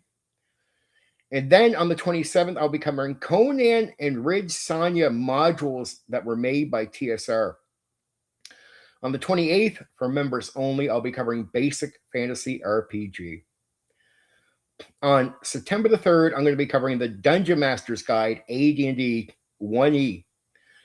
Then on the 4th, I'll be covering the battle system. This is some wargaming optional stuff for old school D&D, just to show you I don't, no matter what I think, I don't have an agenda. So I tell the truth, regardless to how the truth comes across. I try to make my arguments as honest as I can. So battle system and the Greyhawk Wars, I'm covering on the 4th. For members only, I'll be covering Mutants and Masterminds in September. And that's on the 9th. On the 10th, I'll be covering the module Keep on the Borderland or Borderlands. And then the module Expedition to the Barrier Peaks AD&D 1E on September 11th. The next members only after that will be on the 17th. I'll be covering Magic Encyclopedia volumes for AD&D 1E.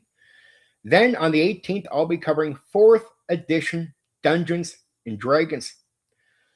My second unique tabletop role-playing game of September that I'll be covering on the 23rd for members only is Aces and Eights.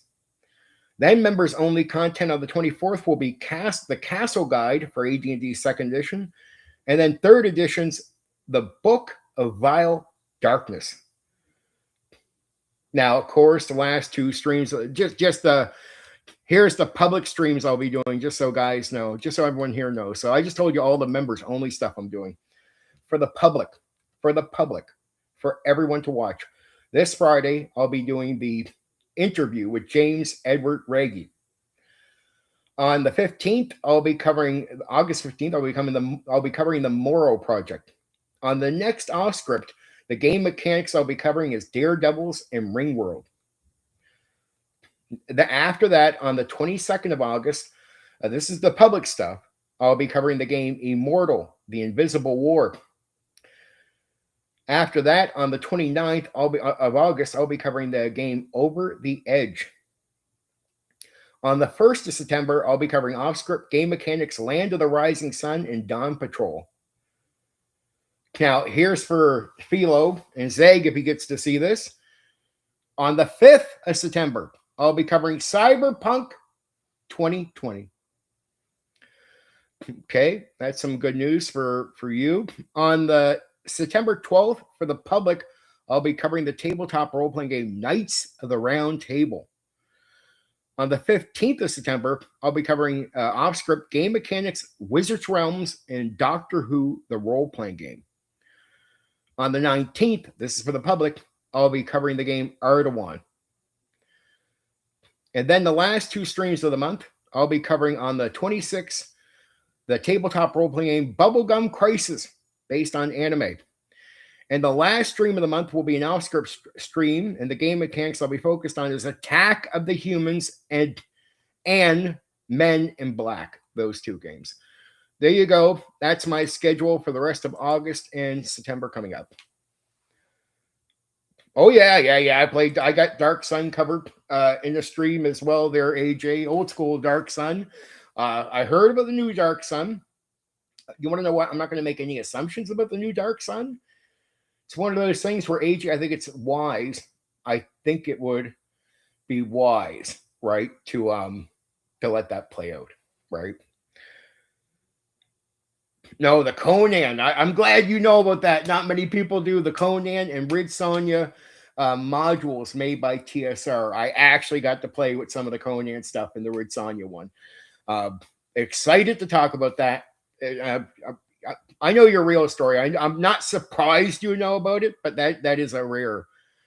Now, a bunch of hate watchers just got membership. What's going to happen? They can watch some of the member only streams. There'll be a few of them. I don't care. And they're not all hate watchers. Some are probably just random people, but some are hate watchers. Probably. I'm just we're at a guessing stage now.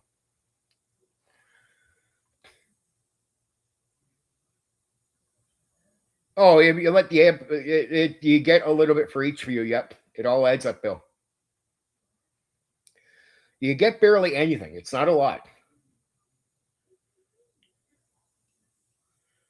Why do you think it's? I am so stickler to get people to watch stuff or go through stuff because it's like the problem is it's like if one person's going to skip, you get most people skipping, but everything sort of adds up very slightly over time, though. It's like over time, very gradual. Like I'll make a bit of money this month. Finally, I'll receive a payment for this month coming up for YouTube. Now, Mr. AJ is much more successful at fucking YouTube. Has seen more money than I've seen or probably will ever see. But I mean, it does help me pay some of the stuff here. If you're talking about like the Conan D20 system, the two D20s, I'm not sure how that goes. Yeah, Miles, for American cost, it's under $5 or around $5 or something. I mean, it works out to be a bit more worse stuff in Canada, but I mean, I do a lot of content for the members only stuff. AJ and a few others, and maybe some of those people actually want to watch some of that stuff. If they don't, that's going to be their loss, not mine. I don't care.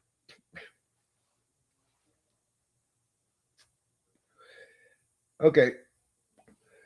Took me a bit more to get to this than I planned, but let's get to some mechanics.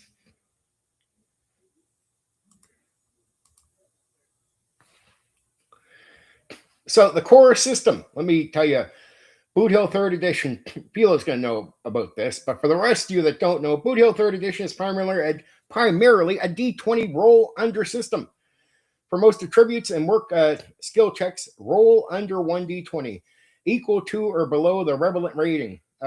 Relevant rating equals success. So you want equal to or lower. Lower rolls are therefore generally better. The game does not rely on a single universal difficulty class system. Instead, circumstances can modify characters' chances, and specialized procedures, especially combat, have their own modifiers and rules. So let's focus first on the character attributes. Characters have 5 main attributes: strength, coordination, awareness and perception, stature, and luck. So just to give a little detail on this, for strength, it's obvious. Physical strength, toughness, endurance. Strength is also important because it determines the character's wound points. Wound points, we'll get into details soon, but it's different than hit points. It's a different system.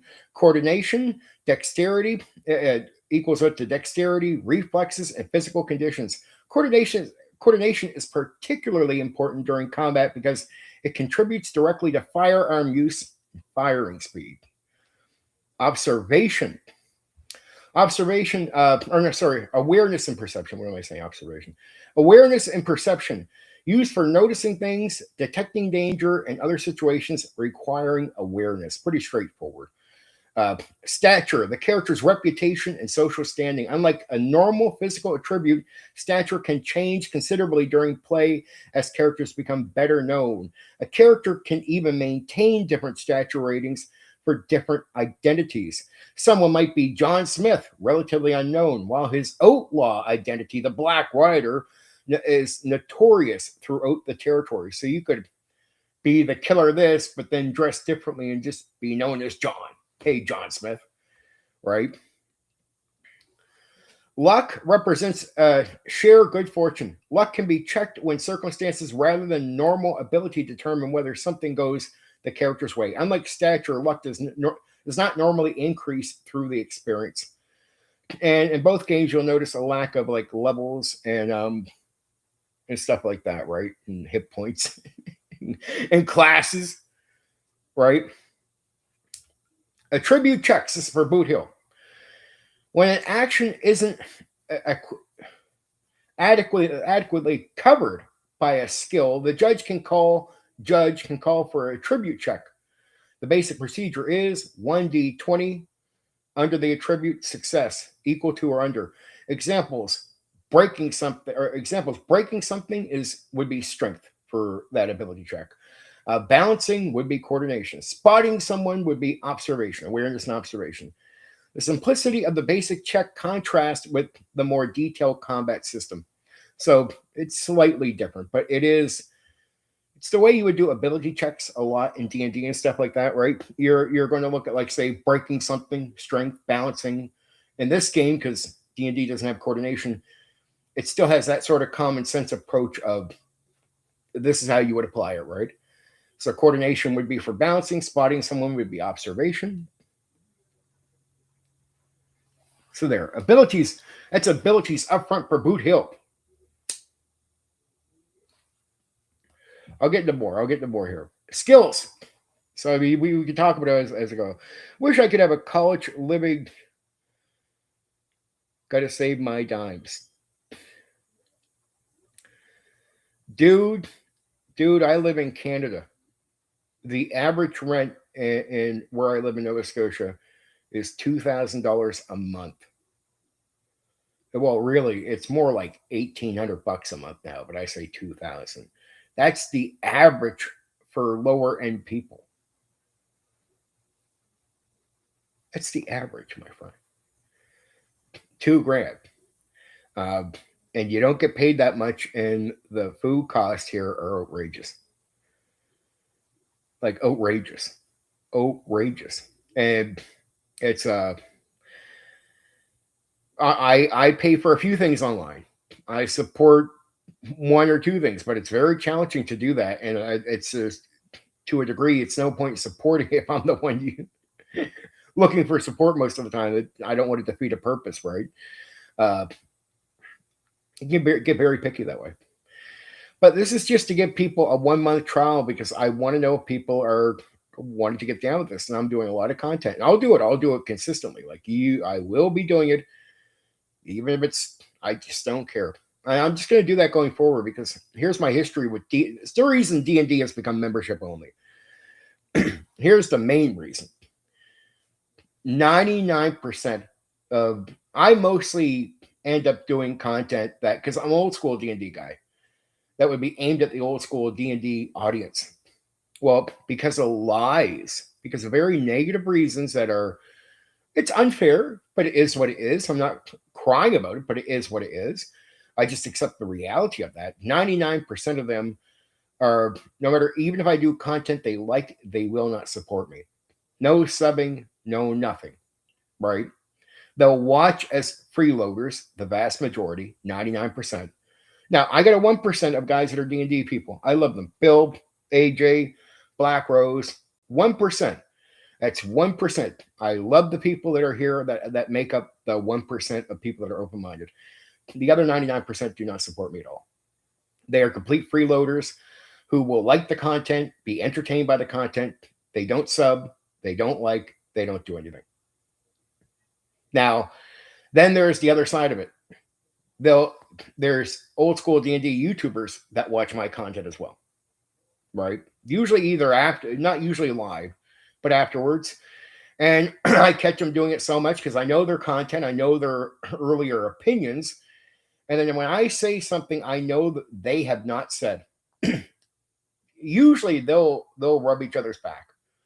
So when D&D content creators, old school guys, are all talking, if one guy's heard something from another old school D&D YouTuber, they'll actually mention, I heard it from this guy. There's a lot of scratching each other's back and being fair and honest and supportive. When it gets to me, they'll repeat my words And I'll know because they have a contradicting opinion before I stated this out loud. Like when I drill on about the game being survival and they have not heard this, and all their content says they see the game as a combat game. They said it in their streams, they said it in their videos.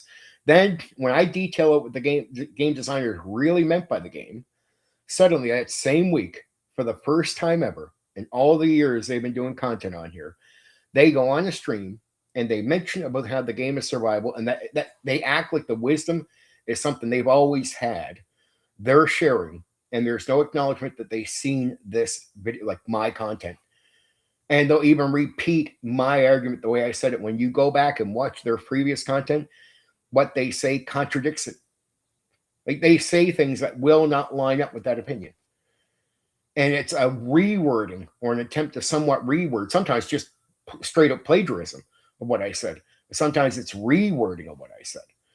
And some of the same guys that will come here and watch me will go back to them. They'll sub to those guys. They'll clap them on as they're repeating my words, and they'll like their content, and they'll give them all the support in the world. And this is over 90%, almost 99% of the fucking audience is like this old school D&D audience. And then I have just countless times where I have content creators that I know are watching my content, and they go repeat what I say. They just go repeat what I say without shame. And they'll acknowledge each other, they'll scratch each other's backs and be fair and honest. They're not with me. So I said, what is the reward here for doing that content and for 99% of those people? Well, I said, well, okay, if I'm going to do members only content and I have a few supporters, to convince my few supporters that it's definitely worth becoming members here, I want to do enough content on that members only stuff that really makes it valuable for them. Right? Really put the work in, really make that valuable. So I can catch them as members, and I can tell that 99.9% of the audience that doesn't want to support me in any way. Fair enough. I'm not going to be doing content for freeloaders anymore. And I'm not going to be helping other YouTubers that hate me, that spread major lies about me, try to do character assassination and run me off of YouTube. I'm no longer going to help them get paid. Like they say the same shit for fucking 5-10 years in a row. When they finally say unique shit, it's because they heard me say something they've never heard before. And it's like, okay, now you're going to bring it up in your... No, dude, I'm sick of making you money. I'm sick of making you money for an audience that's going to make sure you get money, but they're going to come here and they're going to freeload on me. I don't get a quarter in the hat for all the work I do. So it's like, okay, I can't even get a quarter in the hat for that. And a quarter in the hat could be at least subbing. A quarter in the hat could be at least liking.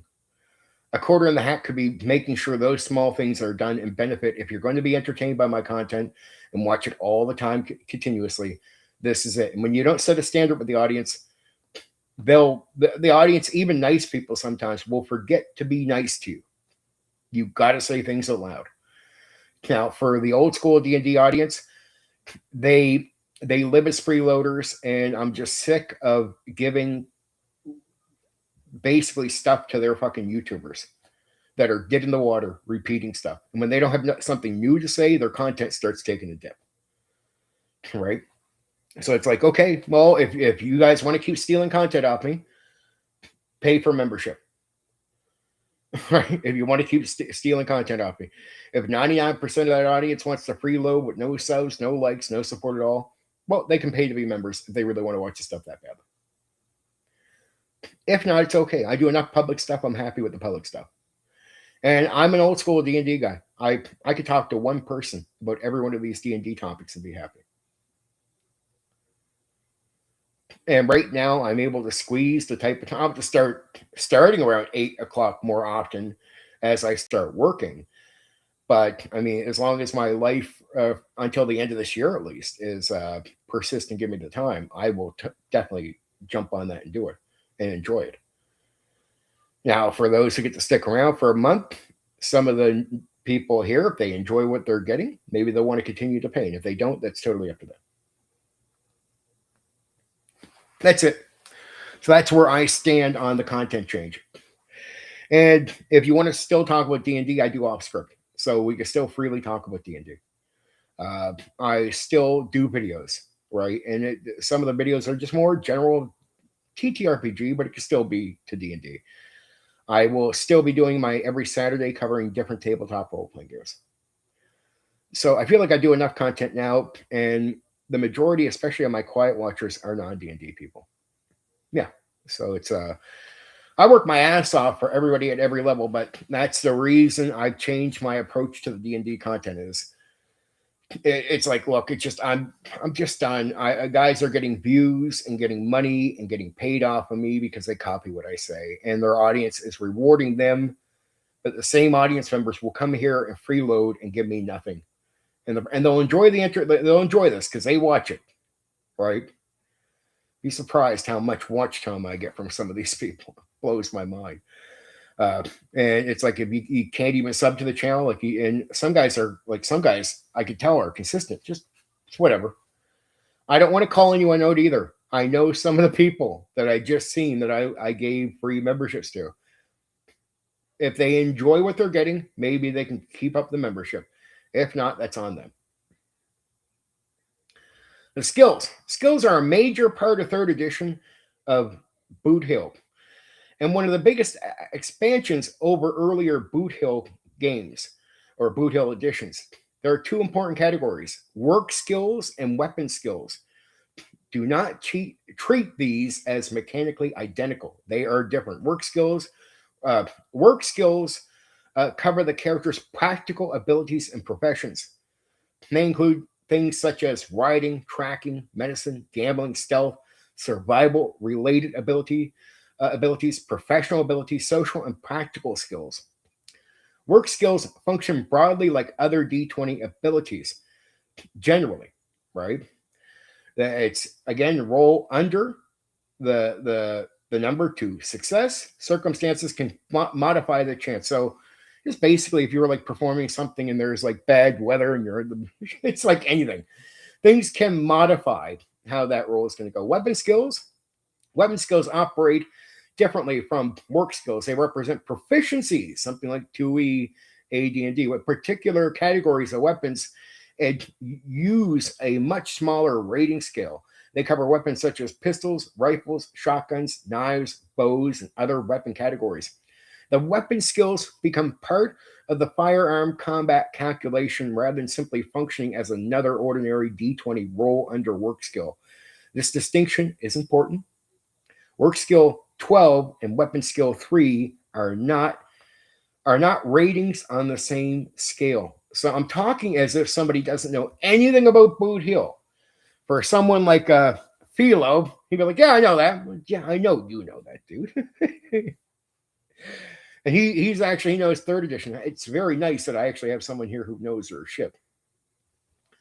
So when you're making a character, there's a difference in your starting skills. So an interesting balance mechanism appears during character creation. A number of skills are available to a starting character, or the number of skills available to a starting character is influenced by character's attributes. So a character with lower attributes gets more than the guy with the higher attributes, and it's an attempt at a balancing act. Right there, it's a game trying to say, okay, you got lower ability scores overall, you're a little weaker, but the game's going to be nice and try to give you a few more skills, right? Yes, I know. You can mention some details about the stuff I'm mentioning here if you want there, Philo, anytime you want. But I'm not trying to educate you. I'm just trying to educate you people. But I know you know that. So when you're starting the game, when you're making a character, ironically, instead of like better attributes means less skills. The idea is the game is assuming you're going to be performing better naturally overall, even with the bit that you do have. And there's so many areas that's going to benefit you for the judge's decision making, right? Oh yes, you.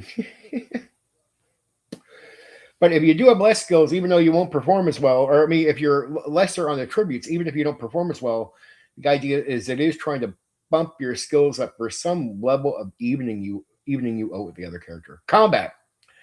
Gunfights now. I know why Philo loves this game. There's a reason why my friend Philo here loves this game. If you like HârnMaster and Philo, you never heard of HârnMaster. Well, dude, I'm going to turn you on to HârnMaster. I'm going to make you want to check out HârnMaster. You're a RollMaster guy. You're going to want to check out HârnMaster. You're going to appreciate this. When we get to that, we'll get there. There is a balance. If you roll low total and stats, you get more skills. Yep, that is exactly it. But so I know we're going over something you know, but when we get to HârnMaster, oh man, baby. I'm so glad you're here. I'm so glad you're here because it's going to be right up your alley. But it's little focus on this. I'll get through this as quick as I can, but we'll talk about it at the same time.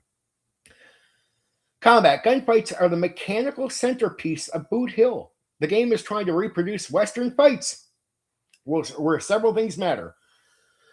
Who reacts first, whether the weapon is already drawn, what weapon you're carrying, how quickly you decide to shoot, how accurately you shoot, whether you're moving, range, cover, and where the bullet hits. Getting the first shot does not automatically mean winning, but being faster can obviously be extremely important. I would say this, Philo, even if I think the gunfighting is not super fast, it doesn't mean I think it's bad. All right. And I can really appreciate the detailed work in this. And I know a guy like you who really likes the graphic details in combat. Some of us don't always need faster combat. It's a preference for me, for Phil. That's a preference. But I can appreciate why you like this game so much. And I got to say, me and you both doing the RollMaster gimmick, that was the most educational thing about getting to know a person like you or other RollMaster people I've talked to. The second I meet someone who likes RollMaster, it's like it can lead me to understanding, like reading a game going, yeah, they'd like this. Just knowing, because I know right away, just like you said, I know instinctively. Okay, out of the book, it's going to be slow. But like RollMaster, what you learn from RollMaster, the best educational piece is lifting up all the charts from the book to speed up your play, right, to get used to it. So I totally appreciate that access point. And the second you learn RollMaster, it teaches you how to take in so many other games. RollMaster is a great educational experience for understanding how to get the best out of a bunch of other games surrounding it, right? And it drills on you taking the charts out in a way that I think is just so bloody good for every other game there is that is mechanical heavy, where you're going to get gruesome, detailed combat outcomes, which I know you personally like. And the game definitely tries to be as realistic, so if you can appreciate some of that aspect, I get it. I personally, I like RollMaster. I do find that unique. It doesn't mean I'm the biggest fan of every other game that is exactly like that. And I still would prefer a faster paced game. But it's easy to understand why this is actually okay. And I would agree with you, Philo. If somebody was criticizing this game or reviewing it, the worst thing I would want them to do is to be trying to read the game out of the book. Because then you get your people that would, there's a lot of people there I met that said RollMaster's too slow and it sucks. I'm like, okay, you don't know. I know right away not you, but them. I know they don't understand what you should be doing. And if you do, RollMaster is actually a really good game. There's a lot of games out there that are a lot better than first perceived. But you have to know that there's a little work on you. There is an expectation of you and work you put in that is somewhat separate from the game itself for you to make that game pace right. But once you learn that lesson, it's effective. Okay. So again, so getting that first shot does not automatically mean winning, but being faster can obviously be extremely important. Initiative in this game. Combat initiative begins with 1d6. Seems simple enough. Tactics and circumstances can modify initiative. If initiative is tied, coordination can break the tie. followed by observation when necessary if you keep hitting these tie lines, right? However, initiative should not be confused with the complete shooting order, because you also have to consider the game also calculates firing speed. So there are really two related questions. Which side has initiative, and how quickly does each character actually get their shot off? That all has to go into consideration when you're doing initiative. So that idea that 1d6 initiative is it sounds simple. It's not. Like it's not hard once you know how it works, but it's not, as in there's a lot more into that dice roll than you think. There's initiative, but then there could be a point where somebody is just going to shoot first. In some cases, I guess you could outright ignore initiative or apply it, or if you apply it to some and not to others, right? Like these guys are pretty much equal. We're going to have initiative between them, but you are shooting faster. You'll go before them. Firing speed. Your firing speed is affected by several factors. These can include coordination, weapon speed, whether the weapon must be drawn. So, if you have your weapon out or drawn, obviously, it's common sense. Type of shot, and there's different types of shots here, which is going to be important. I'll get into the details soon. Wounds. Like wounds means your injuries, because this is a game where it's like HârnMaster in that way of injuries can affect your stats, your speed, your everything about you if you're injured, if you've already been hit in the fight. So, as Philo would point out with HârnMaster, the fight can be over for some people before the fight's even over. You know what I mean? Like before you're dead, you're done. It's what creates the classic Western situation where two characters might both be trying to shoot first, but one gets the weapon into action faster. Drawing a weapon. Having your gun already drawn matters. Drawing normally imposes a speed penalty. So the speed of your gun gets cut down based on if you have to draw it. The fast draw skill can eliminate the normal drawing delay when successfully used.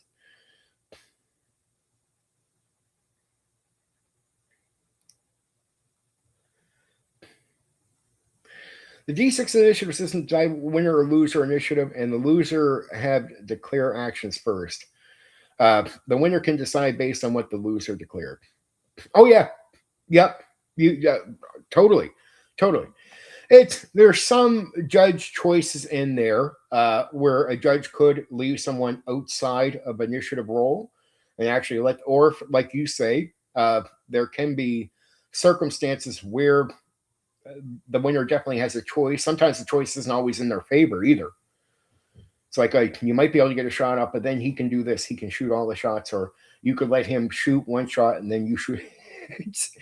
It can potentially be complicated if you allow it to be. It can be simplified by the game master or the judge. I would say the GM really has a lot of control over how nuanced, how complicated any of those situations are with initiative, right? So it's, even though you're going to be left to it, it's how simplified are your choices as the winner of the initiative. And yes, a judge does have some freedom in this game, as crunchy as it is, to make decisions to allow things to go down a certain way. Like they can say someone's speed factor is so much higher than most people are in the actual fight that you can actually go first. Yep. You get it right away because I know you're the real deal. That's why I love having guys actually know the game here. Just like with the cyberpunk stuff. That's why I like having people that know their shit, because I can have that talk and you totally get it. Nuance is it can exist. That's the crazy thing about the game. But the thing is, I like the fact. Here's what I like about Boot Hill, and I think Philo, I think you appreciate this too. It's not so rigid that it doesn't give control to the judge in a legit way. And what I mean is, the judge can be very rigid with the nuance to everything. They can be very complicated. All right, Bill, I'll talk to you. Well, at one point, talk to you soon, man. I love you. Take care of yourself. You can't. I wish I could just choose who to give those trials to. But that's sort of how it goes, guys. I it doesn't let you pick and choose who you can give them to. You can give a trial memberships to people that are in your audience, meaning people that are watching. Right. That's, I mean, and if you could do that, that's beyond my knowledge. I made sure to understand how to do that, right? But sorry for those and you regulars here who want to start an opportunity. So I hope to the few guys here that love this stuff, if they can find it in them to part ways with a few dollars, I promise the content will be worth their time. But anyway, so yeah, with the nuanced stuff, I love the game that it gives the judge enough control without saying, here's the nuance and you have to do this. It just says, here's the nuance and here's how many different ways you can perceive it. You can choose and you can apply that. But it gives players some control. I do love that players get some control in the process. In most cases, they're going to be given some control. Drawing a weapon. So as I said, having a gun already matters. Drawing normally imposes a speed penalty. The fast draw skill can eliminate the normal drawing delay when successfully used. So you can have a skill that overcomes that. Therefore, gun already in hand equals faster. Gun in holster obviously equals slower. Successful fast draw removes normal draw penalty. This makes the classic quick draw duel mechanically meaningful because it can affect you. You can overcome it with a skill, but if not, if you really don't have it drawn, it will hurt your speed factor, right? And if one person used the skill successfully, boom, they get to shoot first. And the dueling aspect, it's really interesting, and that's a aspect of Western style. Choosing how to fire. So we were talking about how to fire. One of the most distinctive mechanics is choosing between speed, volume, and accuracy. Speed, volume, and accuracy.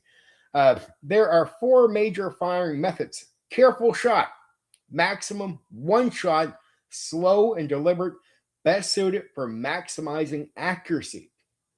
Steady shot, maximum 2 shots, faster than a careful shot.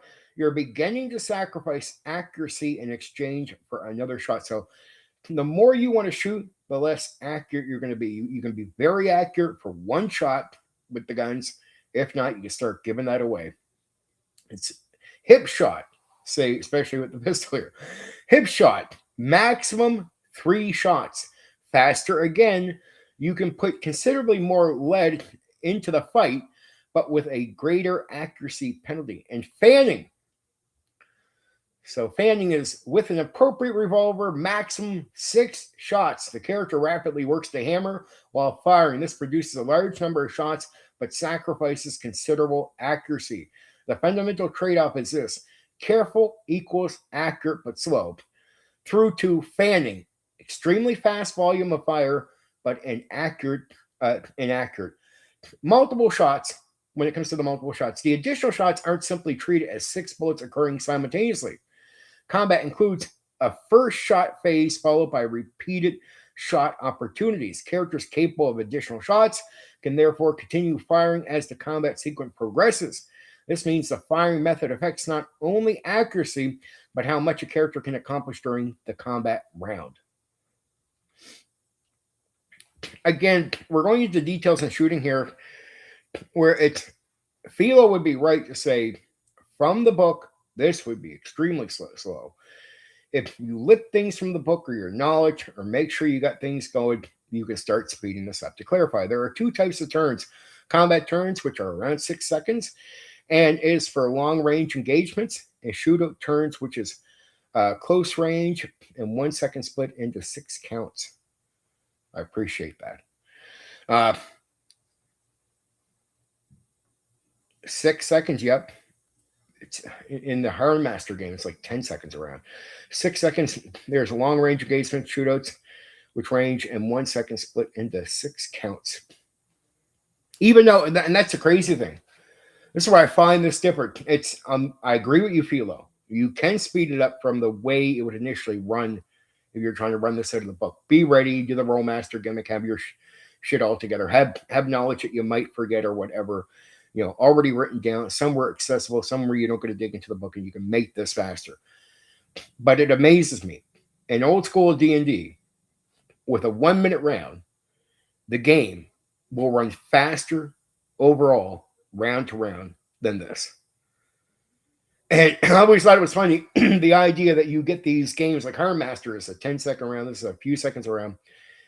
In games like that, sometimes the realism of how many seconds supposedly happen in the round is there.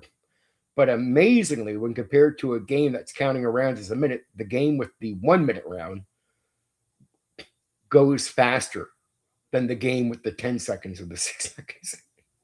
I always thought that was that seems always felt off scale to me, because anytime I ran into games after D&D that was the 1 minute round, most games with rounds that are like 10 seconds, 15 seconds, 6 seconds, the amount of time. Now, this is outside of WotC, mind you. WotC D&D picks up its round pace to start equaling out this stuff, right? But I'm talking about old school D&D, like go back to like the AD&D and OD&D and BECME. The actual game pace rounds are just faster. To control the time when players and NPCs act is important for speed and for clarity. I recommend having trackboard and counters to represent players and NPCs. 1,000,000%. I mean, you're pretty much talking about what the guy was running when I played. The guy had everything ready to go. Very, very, very important. And effectively, he was right. Because when I read through the rules of this game, there is no possible way this game is good if you tried to run it out of the book. The game would be so slow, it would die. Shooting. Firearm attacks are built from the character's combat abilities and then modified by the situation. Important factors include coordination, weapon skill, fire method, weapon characteristics, range, movement, wounds again, target circumstances, cover is really important in this game, and other relevant modifiers. In Boot Hill, you can kill a character in the first one shot. Yep. By shooting fan shots, it is very diddly. The game is extremely diddly, and it doesn't matter. It doesn't matter how long you've been playing the character either. You might be better at avoiding certain diddly shots, but it doesn't mean the shot itself is not as diddly to you as the character starting the game. You do not meet up in this game. Like your hit points don't drive too far. The combat's dangerous. Period. In a way that it makes sense. So that's it, leaning back into its realism. Shooting. If you're going to be as realistic as this game's trying to be, if you make the shooting not kill, potentially can't kill guys in one shot like this, I'd be like, well, what are you doing the rest for? So, Philo, I expect without anybody, even the DM or the judge have to tell me that at the time, I was like, this game is going to be really diddly. He's like, well, here, no, well, I'm like, you can explain it to me, but I already know, dude. He's like, well, how do you know? It's like you can't apply as much realism as this game is trying to apply, especially in the gun area, and then it not be diddly. That would be so contradicting to the entire scheme of what you're doing. The mortal wound does not care about how many hit points you got left. Oh, 1,000,000%. Mm-hmm. That's it. Don't look at it like D&D. This is in that way. The combat's not like a game. After the final chance is established, the attack is rolled. A successful attack then proceeds to hit location and wound determination. We'll get to wound soon. So we just mentioned wound. But range. Weapons have different useful ranges. Distance, therefore, matters considerably. A revolver can be excellent in close range gunfights. A rifle becomes considerably more useful across open country. Range isn't simply cosmetic. The weapon and the distance affects the shooter's effectiveness.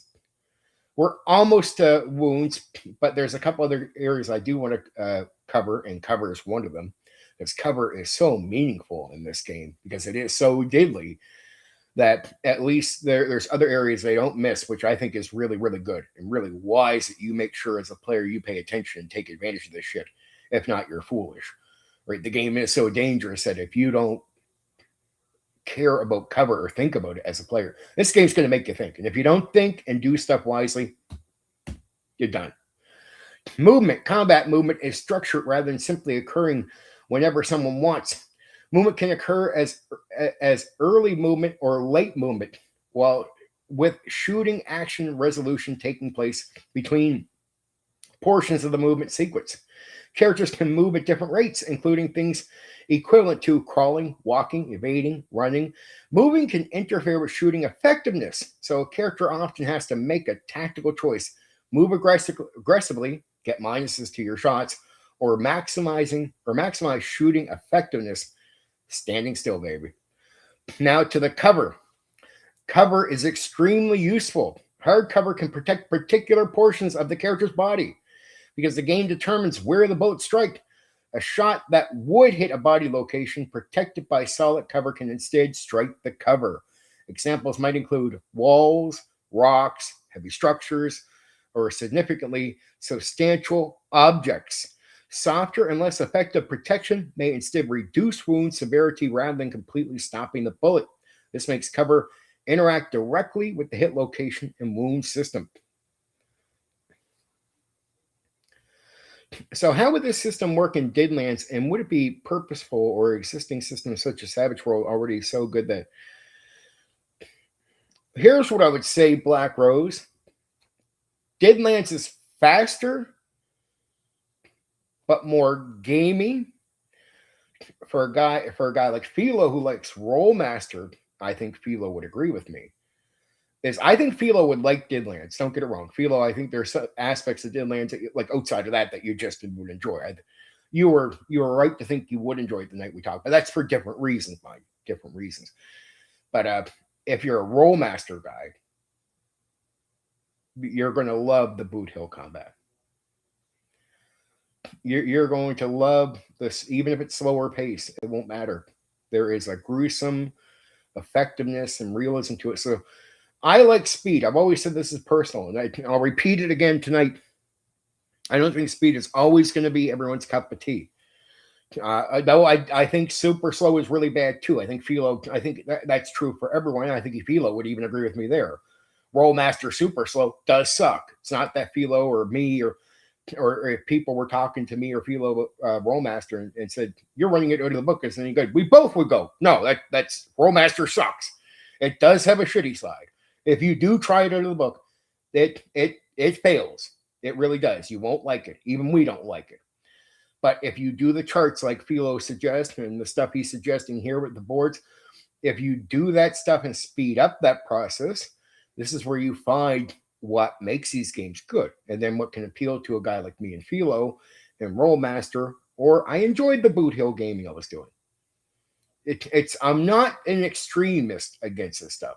So it's difference between me saying I like faster combat and I'm not a big fan of slower combat is to say on personal choice, I would like that. But am I so opposed to this? No, I like Boot Hill to a degree like I like Rollmaster. I don't mind Rollmaster. I do like the gruesomeness. I do like the details. I do like how realistic the wound system is and that it takes you out. Same as the second ed initiative system. But when it comes to Deadlands and Savage Worlds, Deadlands and Savage Worlds is more bubblegum. And I can appreciate that too. What I say about bubblegum is it's faster. It leans a bit more into the gamey on the combat side. Not the totality of the game, mind you. But that doesn't make it bad either. The gaming is fine. The combat's fine. This is one of these cases where it is just two different beasts, where I would say it comes down more to preference than saying one is better than the other. I prefer faster, fast. I really do, when it comes to combat especially. But there are some aspects I can understand that's hard to get into combat if you do it that fast. I try to a degree, but I sort of get why you can't exactly accomplish everything.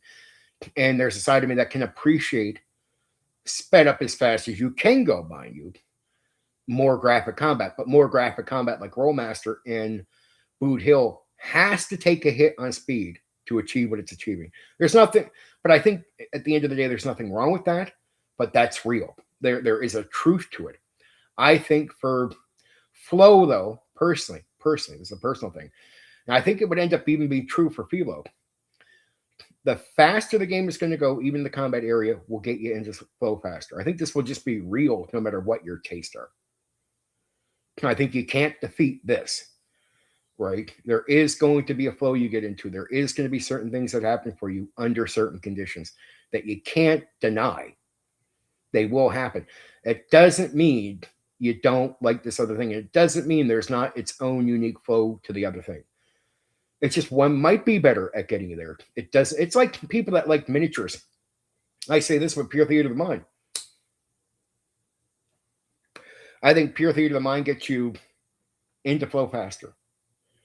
I think it has you deeper in your imagination. I think there's things that it will outperform miniature gameplay on, and you can't get around it. Does it make miniature gameplay bad? No. Does it mean what you like about miniature gameplay is bad? No.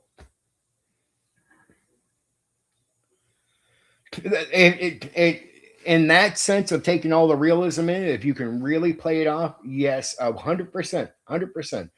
It's like even HârnMaster is pretty good for if you have a good imagination. But then again, Phil, I think you would agree, so few players at a certain pace can take it in that way. So there is odd people out there too that can appreciate some things. This comes down to taste and all of that, where I think you can appreciate it. I can, HârnMaster and this. There you go, Black Rose.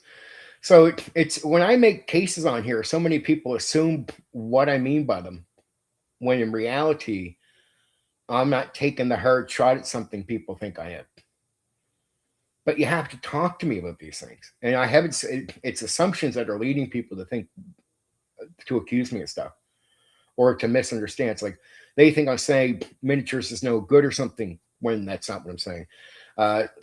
I would hope that Philo understands my appreciation to HârnMaster in this is to say there's a respect I have for it, that instead of assuming because I say I prefer a little faster that somehow this sucks or is no good, is to be misguided, right? It's an assumption. I hope to clarify this. And that's why I hope the connection with me, a guy like not just Philo, but other people that he represents. And trust me, other people come along that like some of the old games, the slower games like he does, that I'm not just talking to Philo when I talk to Philo. I look at each one of you I talk to as a representation of other people, right? So there's other people like Philo that look at it like Philo does.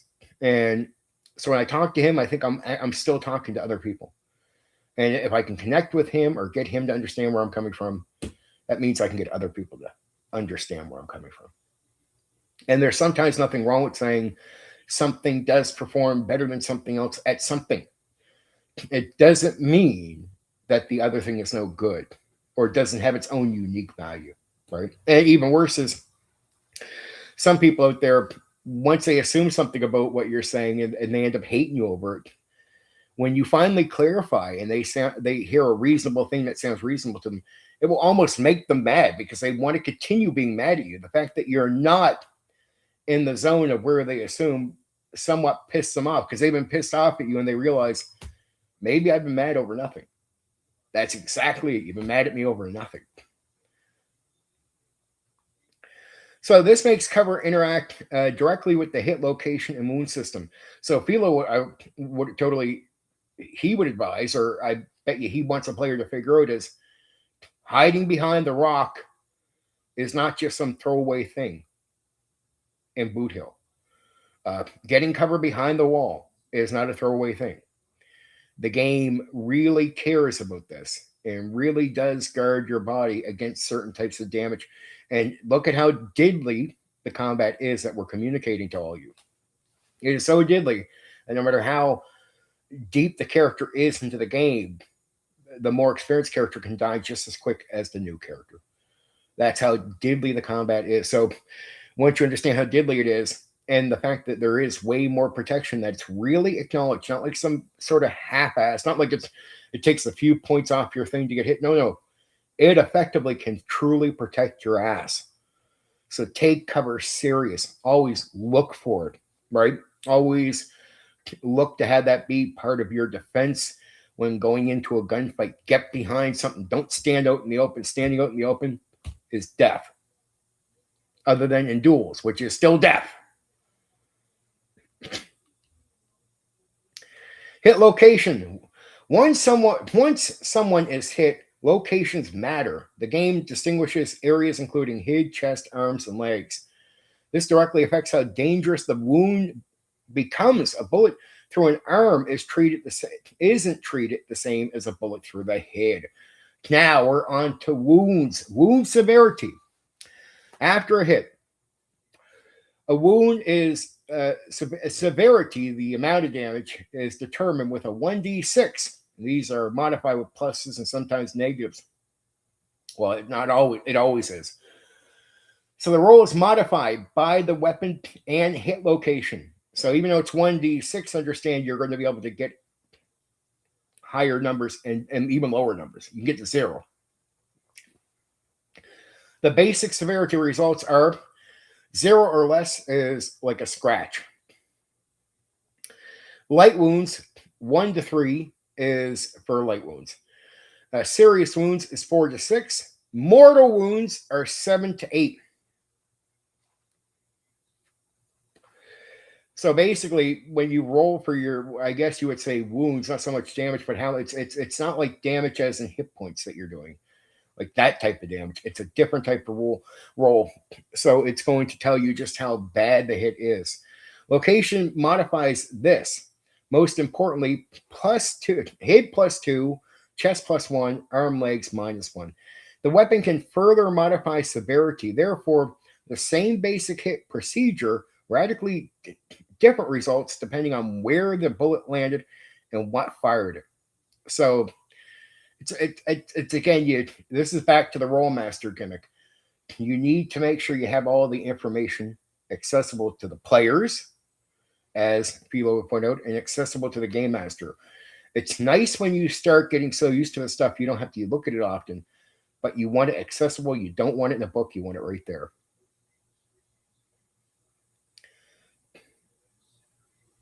Oh yeah, yep. It's exactly it. It sounds like, oh, you're only rolling a 1d6. No, dude. 1d6 is a major gimmick here. It's not like hit points, like you said.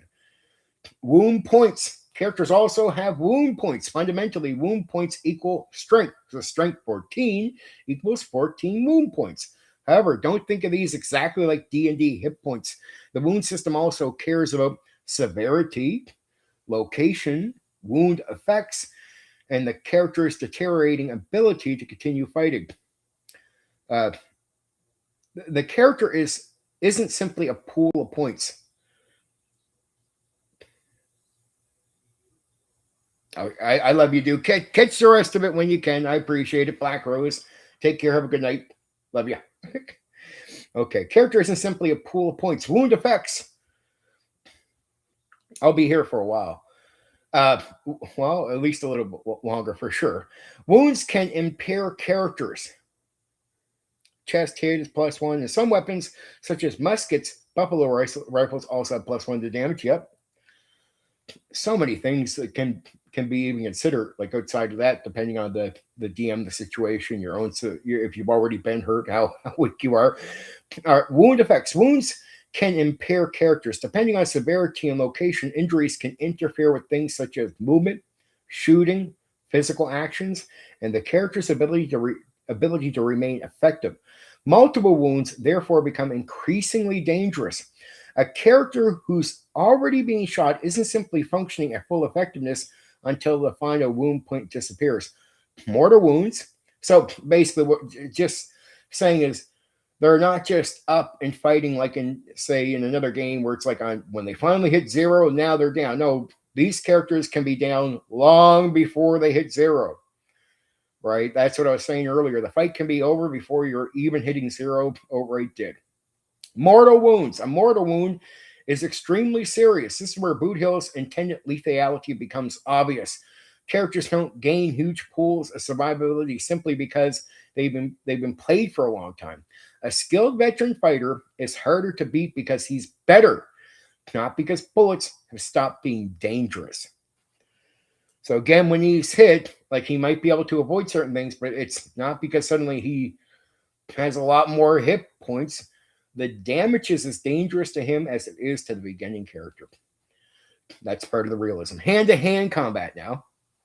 The rules also support punching, brawling, grappling, knives, clubs, and other close combat situations. Strength and coordination become particularly prevalent. This allows the game to handle classic Western saloon brawls separately from firearm combat. Weapons obviously make close combat considerably more dangerous, like clubs and whatnot. Bravery. Now, bravery has to do with more with NPCs. There's this bravery gimmick, but it has more to do with NPCs. Serious wound is in an arm makes the arm useless, and a serious wound in the leg makes no more running. Serious wounds, both legs, it could crawl only. Yep. Basically, it's going to screw you up, and the judge is left to decide how that happens. Either like your arm has like a hole going through it and it drops. It depends on how the judge feels. But you could either be stopped from running or even be put down on one knee. Right?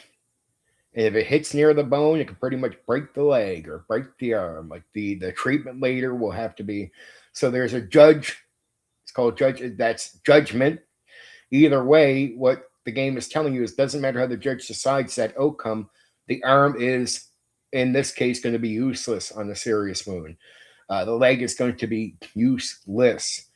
And you're probably going to be down to the vein of crawling. That simply can be applied, and the judge is justified in could let you stand or drop one knee if you say, well, it's not unfair whatever he does. That's the deep part of the serious wound thing. It really is not unfair what he does. Either way, you're stopped. And could going down to one knee affect you even further than just being able to stand and not move? Yeah, it could. And you might be like, well, that's unfair. No, it's not unfair. Judges allow. That's how it is. So at that stage, there is a bit of feel to it for the judge, right? Like it's how do they feel like that's going to come across to them? Okay, hit you around the knee. You're going down, dude. You're going down. Maybe even that first shot that hit your leg takes you down your ass. In this era is not much to admire, so a wound can get infected and players can die later from non-mortal wounds. Oh, that's another brutal part of the game. Yep, wound infections are a big detail where the fight is never really over at the end of the fight, even if you've lived. So you're out of the fight, but you are going to most likely die without the right treatment. Like it's a real thing. You are likely to die, not just you are, you might. No, you are likely in some cases to die. So getting in combat is something this game, for the most part, would tell you. If you do get all the advantages to your side, end the fight fucking quickly. End the fight quickly. Combat is not a good thing for Boot Hill. It doesn't mean it's not exciting, but it just doesn't care. Don't look at it like a video game. It does not care. It doesn't care that you keep fighting for the next day. It just doesn't care. It just all the consideration for that stuff is out the door. So bravery is another part of the game, but it's more for the judge and dealing with the non-player characters. At least that's the way I seen it used. Bravery exists in the game, but it should not be listed alongside 5 fundamental PC attributes. Bravery is especially useful for determining NPC reactions and whether someone maintains the nerve in dangerous situations. Bravery checks use the familiar roll 1d20, roll under approach. The game also uses personality information such as greed for NPCs. These help the judge determine how NPCs behave rather than functioning as another standard player character attribute set. So think of it that way. It is more about the NPC. It's like that moral check system, right? Horses are mechanically important. They aren't simply listed as transportation. Mounted characters are substantially different from movement capabilities, making horses important during chases, escapes, pursuits, open country fights, and travel. Horses can also possess abilities, tricks of their own. A Western game therefore treats therefore treats the horse as an actual mechanical element rather than background decoration. So it's basically you're thinking of cowboy Western type. Yes, horses are made to be important in this game. Experience and advancement. Boot Hill 3E third edition does not use character levels. Characters receive experience that can be spent to improve their abilities. Think of it sort of like RuneQuest in that way, sort of. Advancement can improve work skills, weapon skills, and potentially attributes. Cost increase as abilities become better. So pushing an already strong ability even higher becomes increasingly expensive. The important result is this: experience increases competence rather than creating enormous increases in survivability. A veteran gunfighter might be faster, more accurate, more skilled, better known, and vastly more dangerous than a beginning character, but he's still human. A bullet to the head remains a bullet to the head.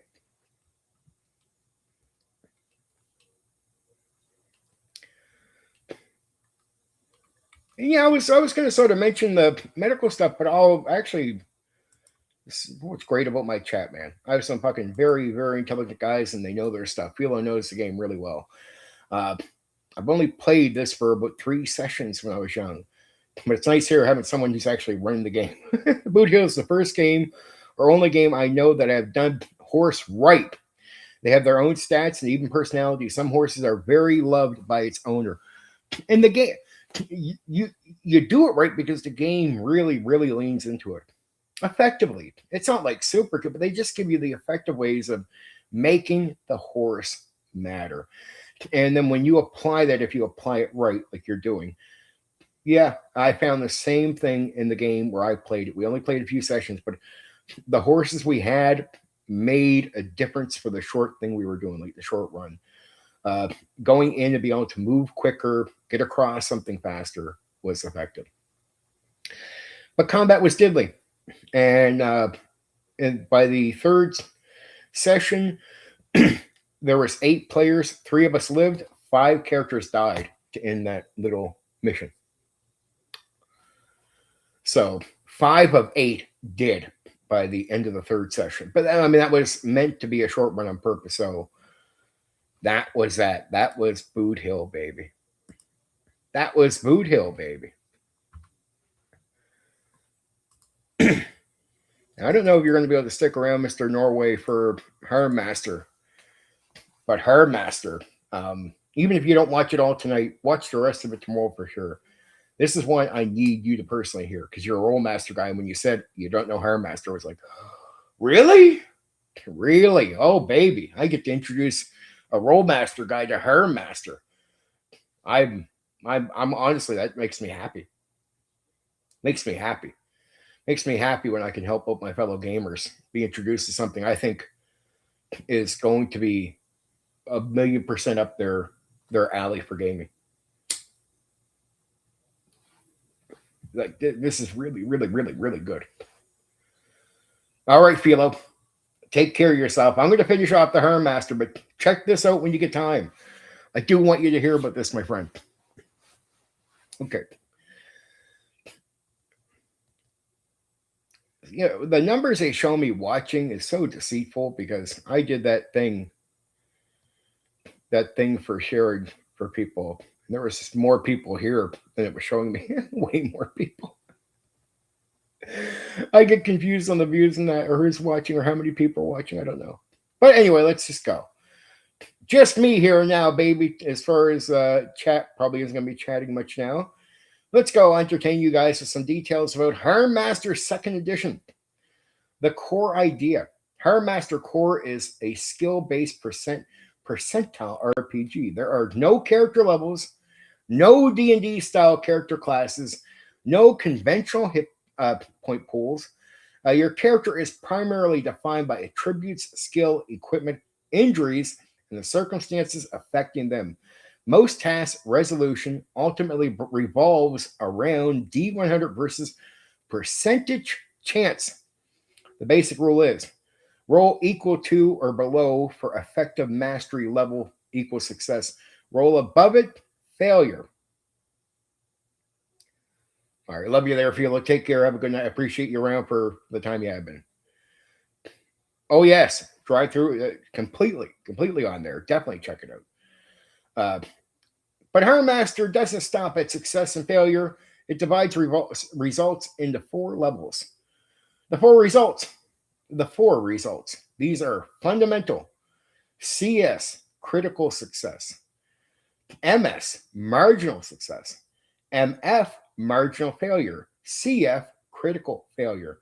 The clever part is how the game determines criticals. Look at the last digit of the D100 roll. If it ends in 0 or 5, the result is critical. Therefore, successful plus end in 0.5 or end in 0.5 equals critical success. Successful and doesn't end in 0.5 equals marginal success. So what it's saying is 0 and 5 on the dice roll, the last of the D100 rolls. So say you roll a 20, that's a 0 at the end. That's a success. Like if you're a success, that's a critical success, meaning, right? If it ends in a 5, like say it ends in 125, so that would be a critical success. If it's successful, but it ends in any other number than 0 or 5, it's considered marginal success, which would pretty much mean normal success, not critical. Same thing with the failure. If you fail, but you fail on a 0 or 5, it's a critical failure. If you failed and it's anything other than 0 or 5, it's a normal failure, marginal failure. Example, effective mastery level, your EML, effective mastery level, is 72. You rolled a 41. A 41 would be marginal success. A 65 would be critical success. 74, because remember, it's lower is better, but if you roll over 72, so 74, that's a marginal failure. But 75, because it ends in 5, is a critical failure. So you don't calculate margins or percentages to determine a critical. You can see it immediately from the dice roll. 0 or 5 is critical. Attributes. Characters have considerably more attributes than something like D&D. The system distinguishes things other than other RPGs often combined, such as manual dexterity versus whole body agility and individual senses. Attributes are generally generated around the familiar 3 to 18 human range. They provide the natural foundation from which skills and derived characteristics are built. Important characteristics include things such as strength, stamina, dexterity, agility, eyesight, hearing, smell, voice, intelligence, aura, will, morality, and comeliness. There are also derived characteristics including endurance. Attribute test. Because attributes themselves are around 3 to 18, while the main resolution system is percentile, direct attribute tests need to translate the attributes into a percentage. This is done using a multiplier appropriate to the difficulty. Conceptually, attribute times multiplier, percentage chance. So here, I'll give you an example. So say you had a strength that was 12. In this situation, you would multiply that by 4. That becomes 48. Now you got to roll 48 or less on the D100 to succeed. The multiplier lets the GM represent how demanding the test is without changing the basic percentile engine. So how do you keep doing percentile when you have this normal thing? It's you multiply based on the difficulty. Less difficulty means more appliers. More difficulty means less appliers, because remember, it's under. So if it's really difficult, you might be only applying by 3. If it's really easy, you might be multiplying by like 7 or something in that vein. You get my point. Skills. Skills are the real heart of the system. A skill begins with skill base, or SB. This represents the character's natural aptitude for that skill and is derived from relevant attributes and other applicable factors. Training and experience then establish the mastery level, ML. Think of it this way: SB, skill base, equals natural foundation. ML, mastery level, is how skilled you actually are. So it's like you have a skill. That's what skill base is really telling you. You know the basics. Like at least you can count this as a skill you have.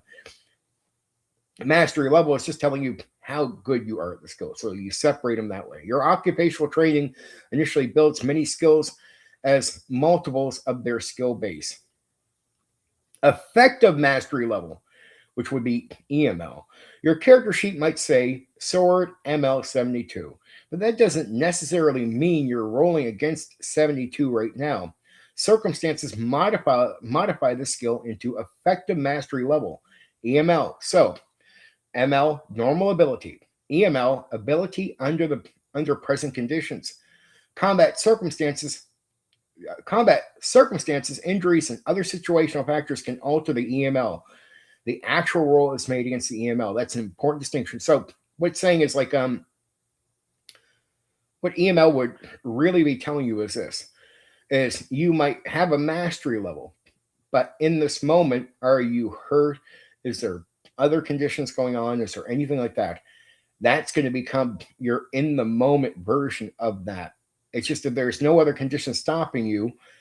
Your normal ability situation would apply. If there's other circumstances that do affect that, that's where you separate, you look at the EML at that point, right?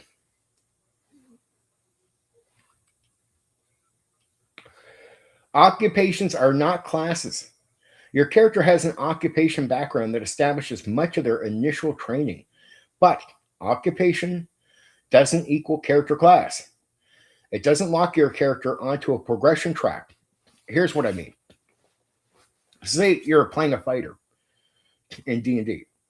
Well, that's your progression. You'll level 2 fighter, level 3 fighter, level 4 fighter. When you play this game, it's just your character is a soldier starting the game. That's it. You won't. There's going to be no leveling up in that way.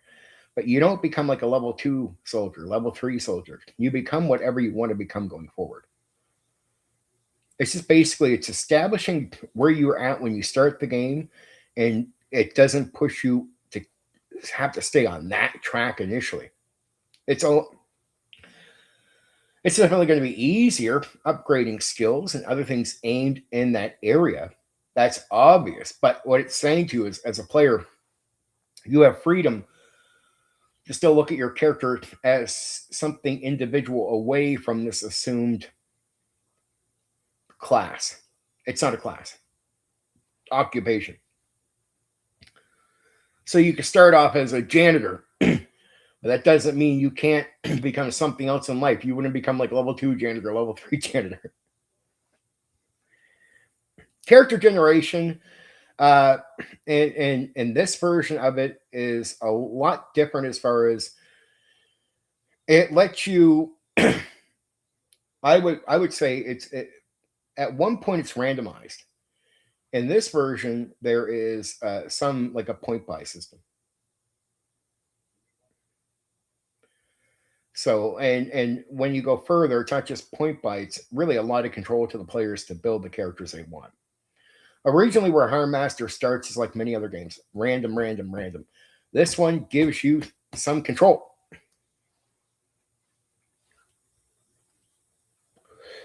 Skill improvement is definitely like RuneQuest. So when it comes to skill improving here, you have to be using the skills mainly. That's what would be expected of you. And then the skills you use, you get these development rolls. Like every month, you can roll these development rolls if you're training or pushing or using them. And those rolls can improve your skills over time. So don't think of like advancing in levels. Think of it like you're just advancing your character piece by piece. That's how this game is. So there's specialization too. When you get skills up to a certain level, like say 60, you could take certain skills and specialize in them. And the skills that you can specialize in, if you choose to go down that road, can offer you additional benefits, like with specializing with them. So you can become, the more you'll focus on certain skills and just building those up, it could be a more narrow path, but you can specialize with them. You can really take them to a peak that you might not be able to so easily do with a bunch if you're generalizing, like you have a lot of skills, or you know what I mean, you're a bit more spread out. Combat is built around attack versus active defense. So majority of the game is attacker dice roll versus defender dice roll. It's important to know that. That's most of the game. You're not like rolling against an armor class in the same way you would another game.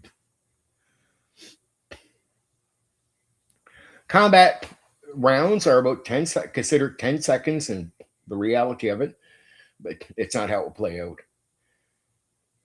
So combat includes phases involving things such as surprise, movement, engagement, with initiative helping establish action order. The exact detail used to depend on which optional rules the group has adopted. So you got to think of HârnMaster as a game where there's some criticism. I'll give you this. Like, HârnMaster, in some ways, initially, on just the front of it, and there's some simplicity to the game. Some of it. Then there's a crap load of optional rules. And the game got criticism at one point. When I first read it, I had to ask the guy who was going to run it for me, where's the magic and the supernatural stuff? He's like, it's not in the core book. It's not? No, he had separate books for the religion and the magic for the game. Because you can pretty much run the game without magic. It can be a very authentic experience if you want it to be, right?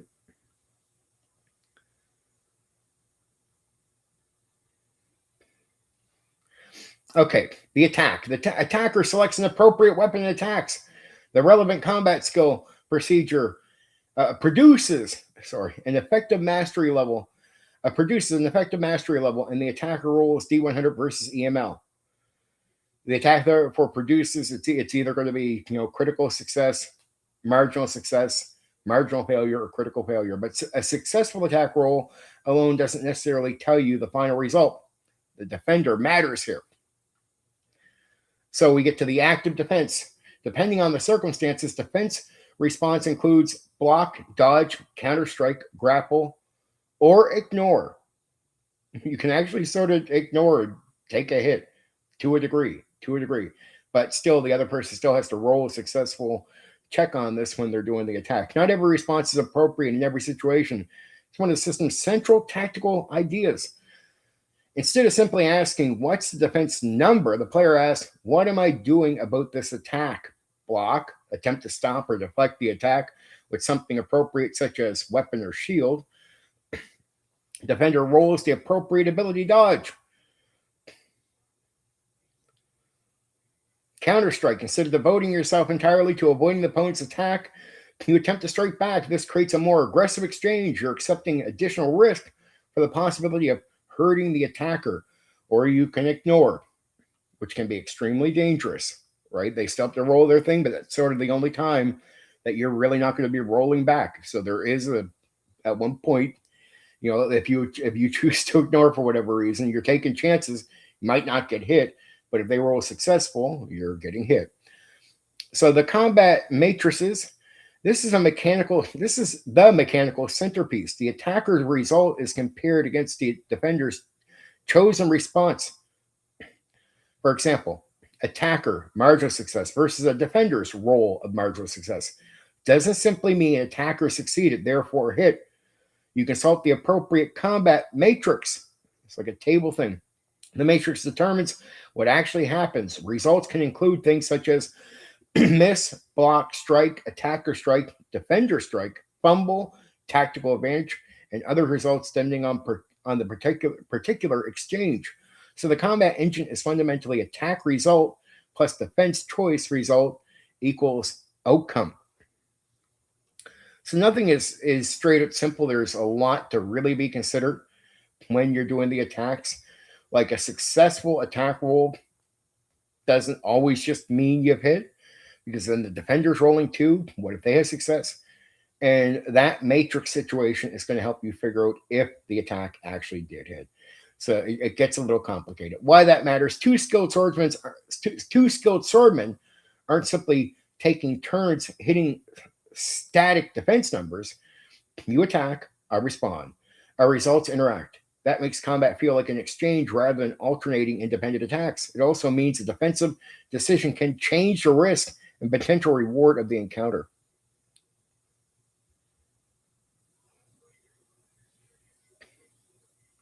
So, what if a strike lands? If the combat matrix says someone has been struck, you're still not finished. Now HârnMaster asks, where? With what? How hard? What armor is there? What injury resulted? This is where the famous injury system begins. Impact. Weapons don't simply produce 1d8 damage and subtract it from hit points. A successful strike produces impact. Impact reflects the effectiveness or force of the attack. Weapon characteristics matter. The system then carries that impact forward into hit location, armor, and injury resolution. Hit locations: the attack strikes a particular location. HârnMaster's model the body is considerable detail. Rather than you hit the character, you might get something like arm, hand, chest, abdomen, thigh, leg, head, and more specific locations according to the tables. Locations matter enormously because armor has coverage. So you could say armor is going to soak up, potentially armor can soak up some of this. Armor does not work like armor class, so it doesn't make you harder to hit. So this is one of the rules that you need to understand. Armor doesn't primarily make you harder to hit. Instead, you can hit the armored character. The armor then determines how much of the strike's impact reaches the body. So, skill, defense determines whether an effective strike lands. Armor determines how much protection exists where it landed. Armor is location-based. Armor protects the location it actually covers. A helmet protects your head. Body armor protects the body location it covers. Arm protection protects the arms, and so forth. Therefore, excellent chest armor does nothing for an unprotected face. This makes equipment configuration mechanically important. Armor and damage type. Armor doesn't have one universal protection number. Protection varies according to the type of physical attack. So, the important aspects are B, blunt, E, edge, P for point. Like, different weapons and attacks interact differently with armor. A mail shirt might perform differently against a mace than a sword cut or than a spear thrust. That's the point of BEP, protection. So some armor is going to work better against this than this, or vice versa, right? Like slash and stick, different, right? The damage procedure. This is strike. So this is the sequence worth memorizing. Strike, then determine impact, determine hit location, determine armor covering that location, use the appropriate BEP protection, subtract protection from impact, determine remaining effective impact, consult the injury table, apply the resulting injury and consequences that is much closer to the actual damage engine than simply having weapon does damage. There is no conventional hit points. There is no traditional 37 hit points, take 8, leave 29 system. Instead, the character accumulates injuries. The game cares about where and how badly you were injured. There can also be accumulation of lesser injury effects, nicks, bruises, scratches, and similar trauma. So saying the game contains absolutely no sort of damage structure, abstraction would be misleading. But there is no universal D&D style hit point system that every attack simply reduces to. Injuries. An injury can have immediate mechanical consequences depending on what happened. These can include such things as pain penalties, shock, bleeding, stumbling, fumbling, loss of function, amputation, arm cut off, and insufficient catastrophic cases, or in sufficiently catastrophic cases, one-shot death. This is why knowing only I got hit tells you very little in HârnMaster. The nature of the injury matters. So there's going to be penalties to that. The shock system. A character doesn't necessarily have to be killed to stop fighting. Trauma can cause shock. A sufficiently serious injury can incapacitate someone. That's important because HârnMaster's fight often ends because someone can no longer continue rather than because hit points have reached zero. Bleeding. Some injuries cause blood loss. This introduces a second danger. Surviving the original blow isn't necessarily the end of the problem. A character can win the immediate engagement. So unlike, say, D&D, where, say, old school D&D, you might have, like, your -3 and you're incapable of moving or even fighting. In this game, the bleeding can happen while you're still able to fight, but that means even while you're swinging the sword, you're bleeding to death, right? So a character can win the immediate engagement and still require urgent treatment. This gives first aid and medical ability genuine importance. Healing. Injuries heal as injuries. There isn't a universal health pool that simply refills. Recovery depends upon the injury, the severity, treatment, time, and potentially complications. Serious wounds can therefore remain relevant long after the fight ends, meaning you can die. We talked about infection in Boot Hill. Same here for this game. HârnMaster also models the possibility that wounds become infected. In medieval environment, this matters. Someone can survive the sword and be threatened by the wound still. Again, combat consequences extend beyond the combat round, so you can survive the fight, you win the fight, but you can't get treatment. It's going to get infected, and you can die. Fatigue and endurance are important in this game. Characters have an endurance characteristic derived from physical and mental attributes. HârnMaster doesn't assume that somebody can perform strenuous activities indefinitely without consequences. Physical exertion and fatigue can matter. This becomes especially relevant when characters are fighting, moving hard, carrying equipment, or otherwise pushing themselves. So you can actually just run out of energy to do something, baby. Missile combat. Range attacks still use the underlying HârnMaster skill system. The attacker uses the relevant missile skills against an EML modified by circumstances such as range, target situation, movement, and other applicable conditions. Once missiles produce a strike, the familiar injury procedure takes over. Location, armor, impact, injury. So arrows don't suddenly switch the game to an HP system. A missile is simply another physical attack entering the same location.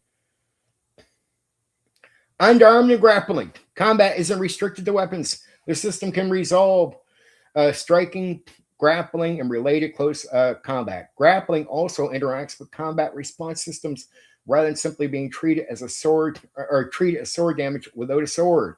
This allows physical control and restraint to matter independently from simply trying to kill the opponent. Skill use aside combat.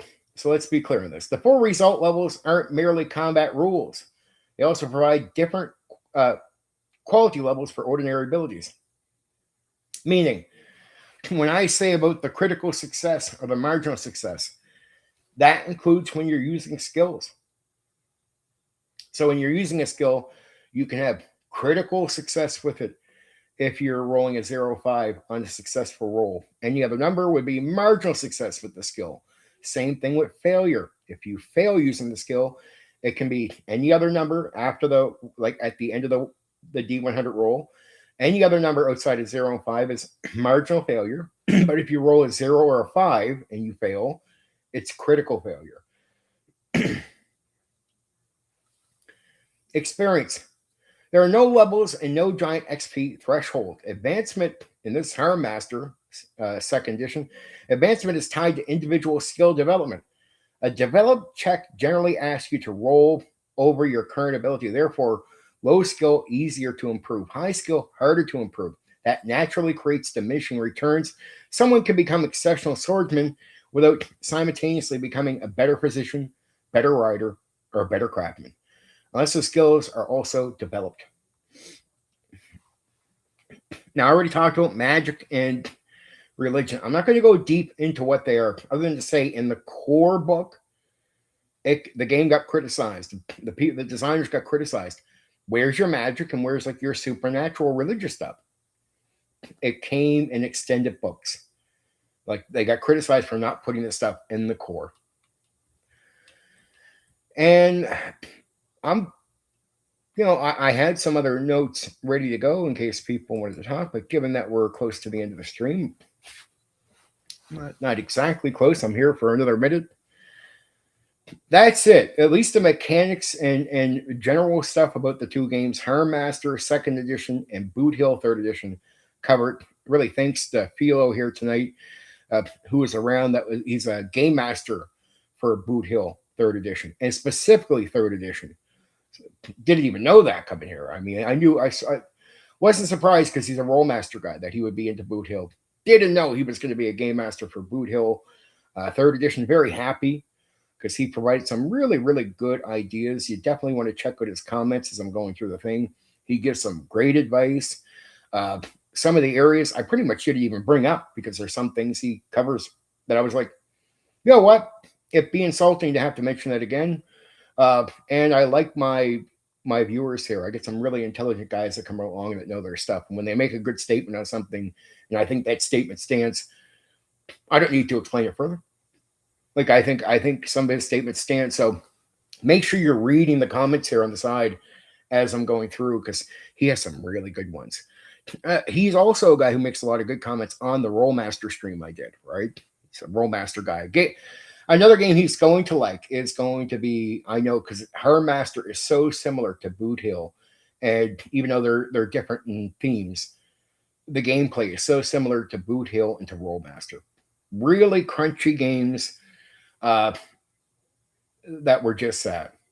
But I do got to say, there was a YouTuber that I seen took a shot at a guy I would call a friend. And it's a YouTuber, a tabletop role-playing game YouTuber I know watches my content and definitely formed his pushback opinion on basically hearing what I had to say about old school games. He should have did his own research because he made a really stupid statement on his video where he took a shot at my buddy. I won't say names because it's not about drama, but I want to say this generally. If you make the argument that in the old school, crunchier games in the old school were more successful than the more simplistic rule set, it means you don't know what you're talking about. The simple rule set games on the math outcompete crunchier old school games. So in the old school, simpler games were way more successful. Just like basic fantasy RPG, they were Tunnels and Trolls, success beyond what it should have ever been. Way more successful than crunchier games. And there's a reason. It was made for hobbyists and thinkers. And no, the crunchier games were not more about structure. And the reality was crunchier games, many of them, not all, but many, this is the absolute truth, tried to make up for the lack of talented people trying to run games. That's the truth. A lot of tools, especially in a game like 3rd Edition Dungeons and Dragons, not picking on 3rd Edition people, really, really not, but it is true. 3rd Edition is made to make it easier for a less talented person, a less skilled person to run a tabletop role-playing game. I mean, and either you accept that fact or you don't. I don't care. It is what it is. Not a difference in opinion here. Lighter rules are there for people that can perform and have a mind, have the talent, have the skill to be at the head of the table. And this is not true for every crunchy game, but definitely true for a game like 3rd Edition Dungeons and Dragons. That is made for people with less talent and less skill to run the game. And out of crunchy games, because it had a D&D title, it's an exception when you look at what its success it had. The majority of old school games, when competing, crunchy to light rules are more successful.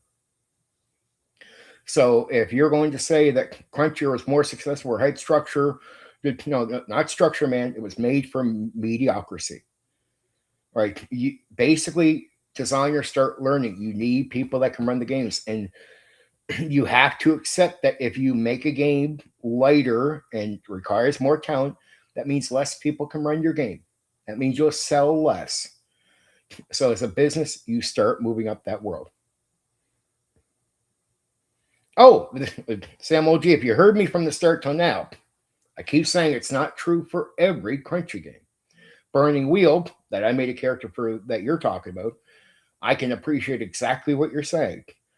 That's not more structure, that's more free wielding. I would even say that's more leaning in the talent based area of a game like Traveler, right? So, Burning Wheel or a crunchy game like that, me and you 1,000,000% agree, right? Oh, that's it. But here's what I'm arguing against Sam OG mainly. Um, I heard a guy make a comment about crunchier games being overall, and we're talking like third edition D&D, being made as more structure, not about the reason they were actually made. Third edition is made to make it easier on guys running the game who don't have that much talent or skill to run the game. That's just absolute truth. Just like rules is written AD&D 1 mixed with a tournament style approach, made so the store owner with no talent at all and knows nothing about D&D could step in and run the game by the book and learn it overnight and run it the next day in the tournament for public customers. It is about producing more people that can run the game under a sort of mediocre structure. It is a structure, but it's not made because it's trying to help out talented people at the start of the table. It's trying to take the janitor who knows nothing about D&D and making it that he, with no talent at all, can run the game for you, right? When you go back to old school and lighter rule games, most of them are extreme talent. Traveler, you got to have common sense. You got to be able to improvise. These are all skills that should be they're normal in the old school, to be able to improvise and think fast on your feet and be able to react to players. Because so few people do it today and talk about it like it's challenging, and because if you don't do something enough, it does become challenging for you when it should not be hard at all. It's a lost art. Most people don't improvise that much anymore. Most people do not go free wielding on games. Travelers, very light rules, other light rule games. And when we look at light rules as far as financial successes, the YouTuber was arguing that somehow crunchier games sold more. Well, that's an absolute lie. You go back to earlier games from Traveler to Tunnels and Trolls, and you look at their sales, the success financially on the market, they outcompete the crunchier games around them. I don't mind Burning Wheel, has a cult following. Basic fantasy RPG, very light rules as far as the game goes. Math outsells it hugely, hugely. I like Burning Wheels. I really do. I don't want to insult what we're doing together. I do appreciate what I've learned about Burning Wheels, and I do agree with you on certain games like that being completely different. So I wouldn't count them into the crunchy games that I'm criticizing myself. So I'll separate that, and I'll acknowledge what you're saying. So we 100% agree on that threshold thing, right? So that's different. But in reality, a crunchy game like Burning Wheel didn't sell 10% of the products that a game like Basic Fantasy RPG sold. I mean, and if you look back at the history by capacity, Tunnels and Trolls, man, that blew up. That blew up. And Tunnels and Trolls was made by a guy who thought, oh, D&D, original Dungeons and Dragons, an extremely simple game. Want to know what he said about it? It's too complicated. Tunnels and Trolls was made as a more simple version of original Dungeons and Dragons. And the thing fucking blew up in sales. Blew up. Tunnels and Trolls is way more successful than it ever should have been. And the guy put it out in a half-assed way. There was not an effort for it to mean something. He put it out as a personal gimmick. Like, I like a simpler game, so well, I guess I'll put it out. That's seriously. That was it, Samuel G. I'm not joking with you. This guy just went, fuck it, I'll put it out. Who cares? Maybe like fucking 5 people will buy it. That was his attitude. And that's real. He never put it out with his mind going, oh, this is going to blow up. Tunnels and Trolls, there's a reason we know about it now. It fucking blew up. It was successful. And I mean, extremely successful. Look at Easy D6. Yep. Mm-hmm. You know what's good about the simple games? And I think because Burning Wheel isn't that far away from that mindset of freedom. It's I think you would get this because Burning Wheel, I think, isn't opposed. I think there's some crunchy games out there that actually are crunchy in areas where it's not about getting away from what the simplicity games are trying. They're generic. We talked about that today with when I was doing the character thing with the old school D&D. These are blank canvases mainly, where it gives you a lot of control as a game master to bring your talent, bring your vision, bring your style, bring what you like from what you've experienced in the hobby to the game. And you then can role play more if you want. You could possibly do more combat if you want to adjust things to combat. Like it's so that is, but I look at a game like Burning Wheel, and I definitely because we just had that today. It's why I'm so high on it right now, and in a very good way, a very complimentary attitude towards my education on Burning Wheel. Is I find that a lot of freedom you would have as a game master in more simple games like Traveler still is protected and appreciated in the Burning Wheel. Like I liked our talk. It's the freedom of the player to pitch something. It's the freedom of how you want to deal with it. It's that type of loose decision making where it's not rigid. It's not like based in a structure of rules. This is basically you're just going to read what the book says to me. See, when this is what I mean. So I agree with you when I say I separate crunchy. Crunchy to me is rigid like third edition, right? That's I read out of the book what happens to you. 5e, I read out of the book what happens to you. Burning Wheel, no. Burning Wheel is just to help the game master deal with some very complicated things in the world. It's all it's trying to do, but it's not taking your control or your view or your freedom away. Marvel Superheroes game I recently covered, and I told you this already personally in our personal talk. I just covered it the other day, but I feel like it's the exact same thing. It actually gives the person running that game a lot of freedom, like a lot of freedom, a lot more than you can imagine. But you're going to find a lot of crunchy rules, but it's not a set of rules that's rigid or controls the game master or the player. It's just that, say, I gave the example of the Spider-Man shooting the spider webbing, right? So imagine a creative player could do 50 million things with that thing. I mean, if you try to write out what you could all possibly do with spider webbing, shooting spider webs out, you could write like fucking 20 pages of things Spider-Man could possibly do in random situations. I mean, you could write forever. Well, what this game does is just says, just like sort of Burning Wheel, it gives you a bit of a complicated way, but it sort of like needs to be to say, here's a system that allows you to put tools to any way the player uses the spider webbing in a way that the tools through your judgment can simply in a common sense way be applied. So anything a player wants to do, the 5 million things they can do with the Spider-Man spider webbing shooting thing, he could do, and you have tools that allow you to create, you know, what you need, what you want to count as a rule to be able to apply dice roll, apply whatever mechanic you need for that to work. So you don't have to just say, where there should be a challenge, oh, it works. When there should be a challenge, it shouldn't be that easy. Well, how do you make sure you have something to apply to everything that could be done? That's what it does. Burning Wheel, from what I learned about it in the last week or so, is it has a lot of this stuff saying, here, we don't want you to not feel like you have freedom, but there's a million things you could do, player. And there's a million ways the game master could, take care of this stuff. But we're just going to give you a structure that says we're not going to control the freedom of what you're going to do, but we're going to help you so the game master has tools to go, hey, that thing needs a rule to it, but there's not one written down.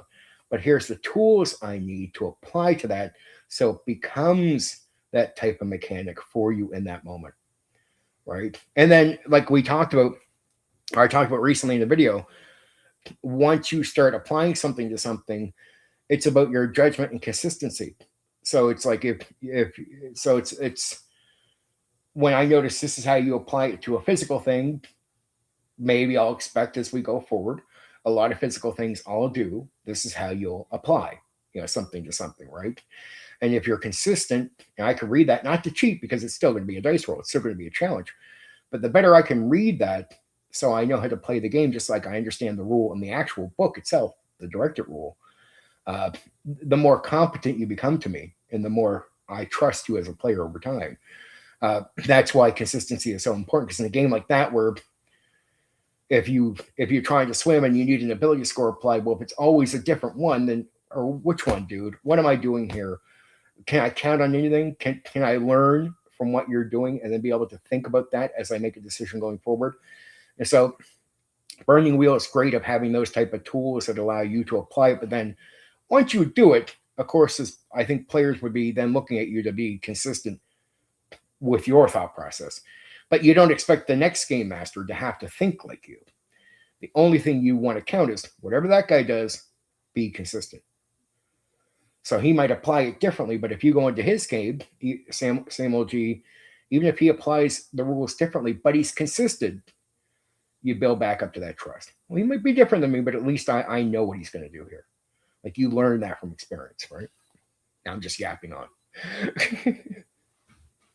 I appreciate you stopping by and saying a few things. Hey, Sam OG, have you ever heard of the Lamentations of the Flame Princess? I assume you do an OSR game.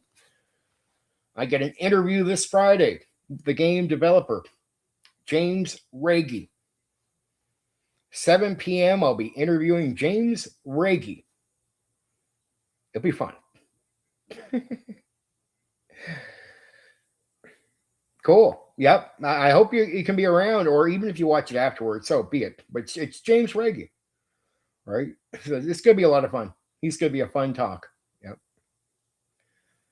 Yeah, he's just a well-known guy. I know some guys that never play this. The first thing they said though was you can't not know who James. Especially if you're around our circle, you're going to know who this guy is, right? I hope so too. He's a cool cat, interesting character, right? And he's a legend to me. He's like an OSR, a bit of a legend. He's been around for so many years now, and I want to have a lot of fun. Like I just want to enjoy it. Like I just want to nerd out, bring him on here. I'm not like a super fan in that way. It's just I respect the guy, respect his work, and I like to really get enthusiastic about the game and the things we're doing. Like that's more important to me than drama, right? It's nerding out on certain things. The only time I see conversation or debate as valuable is when it's about furthering the discussion for important reasons.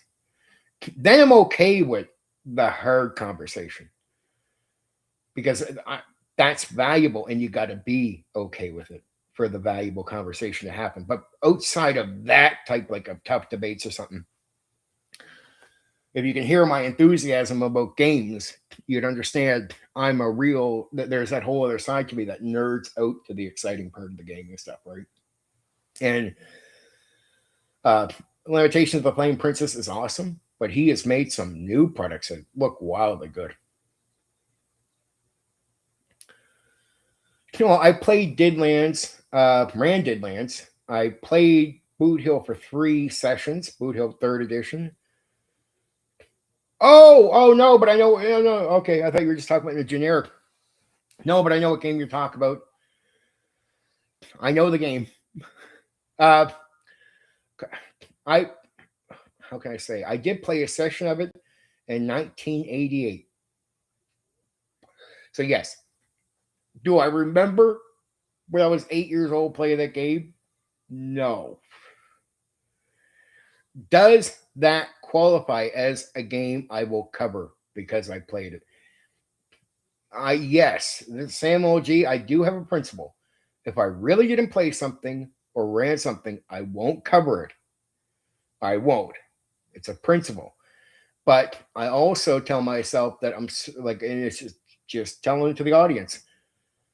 If I play a session one time of a game, I feel that justifies, at least on principle, that I can cover. What I don't do is reviews attacking games.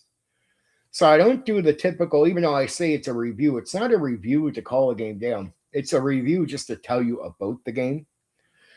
So I figure even if I have the principle that I only cover games I've actually interacted with, but that means even lightly, at the very least, in a circumstance like that where I played one session at the age of 8 and I don't remember it, am I doing a review to attack the game? No. Then I would want to play it more. That's why when I started doing criticism on the 5e, reading it, I got after myself. I'd done a few videos really saying I thought 5e was awful. But guess what? I didn't run it. It's the first time I've ever really broken a rule like that on myself and really criticized the game. I got after myself. I got after myself in public. I called myself out on the YouTube here. I criticized myself for breaking my own fucking principle. And so I said, okay, I stopped criticizing 5e. And last year, I ran a short campaign of 5e. One of the worst experiences I've ever had in my life. Probably the worst experience I've ever had with a tabletop role-playing game in my life. But I did it. And I'll say this. At the end, all the criticisms I had originally of the game stuck with me. Like I felt like I wasn't wrong. But at least then I could now say, here's my issues with the game. I actually ran the thing. Like I actually ran it. And not for 6 sessions, more for like 20 some sessions. Right? Like I ran it. And I just said to myself, that's because I didn't like myself attacking a game I didn't try. And so unlike other people, I don't just try to cover up my ass in certain things. I criticized. I said, you know what? I'll practice what I preach. If I would preach at somebody else for doing this, I can't sit there and preach at other people for things I think are whatever, and then not call myself out. So I actually had to do a stream where I called myself out, and then I did a video where I directly called myself out for my criticism of 5e before trying it. And then after I criticized myself, I actually waited a long time. Like people never heard me say anything about 5e forever because it took me a long time to learn so I could run the game and not play it. I had to run it from scratch and then run it. And then I ran for with some 5e people in there. So they were very happy with how I ran it. They were actually, look, I ran it in a way that the 5e guys were asking me to keep coming back and running it more. I've been requested to go back and run it again. Now, what they don't know, when I told them afterwards, when I finally told them like a couple days after the last session, I really hated the experience. It blew their mind because they thought I had a fucking great time. But that's because Sam OG, I'm good at putting a poker face on. When I run a game, especially in public, players will never know if I've had a good or bad time. Well, or at the very least, they'll think I had a good time. And with 5e, even the guys, the old school guys, were quite surprised because they said, man, you did a great poker face because they were like, we all thought you were having the fucking greatest time ever. It's like, yeah, I know you would. I hated the entire fucking time. I hated every session. All the players had the greatest time in the world. Thought it was fucking fabulous. Thought it was top notch. I got praised up and down for the 5e stuff. Fucking hated it. I'll leave it at that. Okay. So no, I'm sorry. I don't remember the Wild West game enough to talk about it, to be honest. Like if you started mentioning stuff, what about this? I don't remember. Like I played it in 1988 when I was 8 years old. Played a lot of first edition games on purpose for like the first so many years. It wasn't just D&D. The old guys knew I'd play anything. So they'd be like, and they knew if I said yes, these other players that normally say no would all say yes to playing the game with me. So they'd be like, Steve, I've never tried this. You want to try it? Yeah. And the other guys who I knew wanted to do everything with me, they'd be like, yeah, I guess we'll play it if Steven plays it. Well, because they all enjoy gaming with me. Oh, even as a young guy coming into the hobby, after my first year. I ran circles around the older guys, being quick thinking, like how fast I could think, how fast I could react to things. I just ran circles around everyone. That's not bragging, just the truth.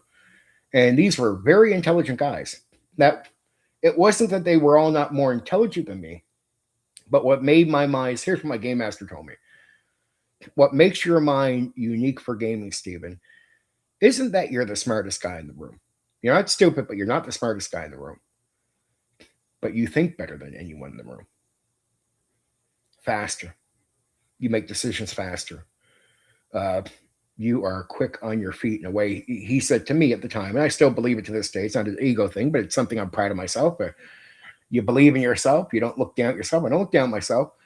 I think very highly of myself, not like egotistically, but I know I have a fast, quick, creative mind. And I don't have to be the smartest guy in the room, but I will run circles around the smartest guy in the room. I'll make him look mediocre. He doesn't have a chance against me. I'll think faster than he could ever think in his life. And these games are made for faster thinkers. It doesn't matter how intelligent you are if your performance is shit.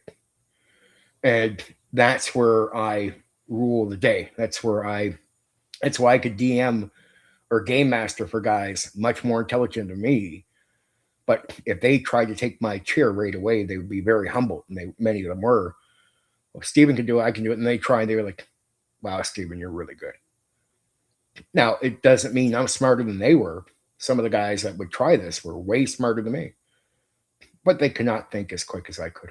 There's no way. They could not make decisions like I could.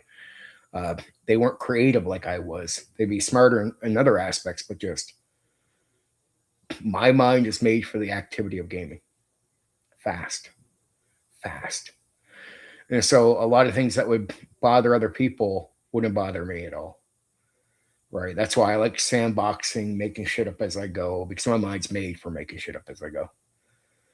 And so it's not a brag thing, but I meet a lot of guys that can't do that. And I sort of get it. Now, I've met a lot of guys that can actually do pretty decent at making stuff up, but it's where I get my thrill because I'm so comfortable with it. I do it like breathing air.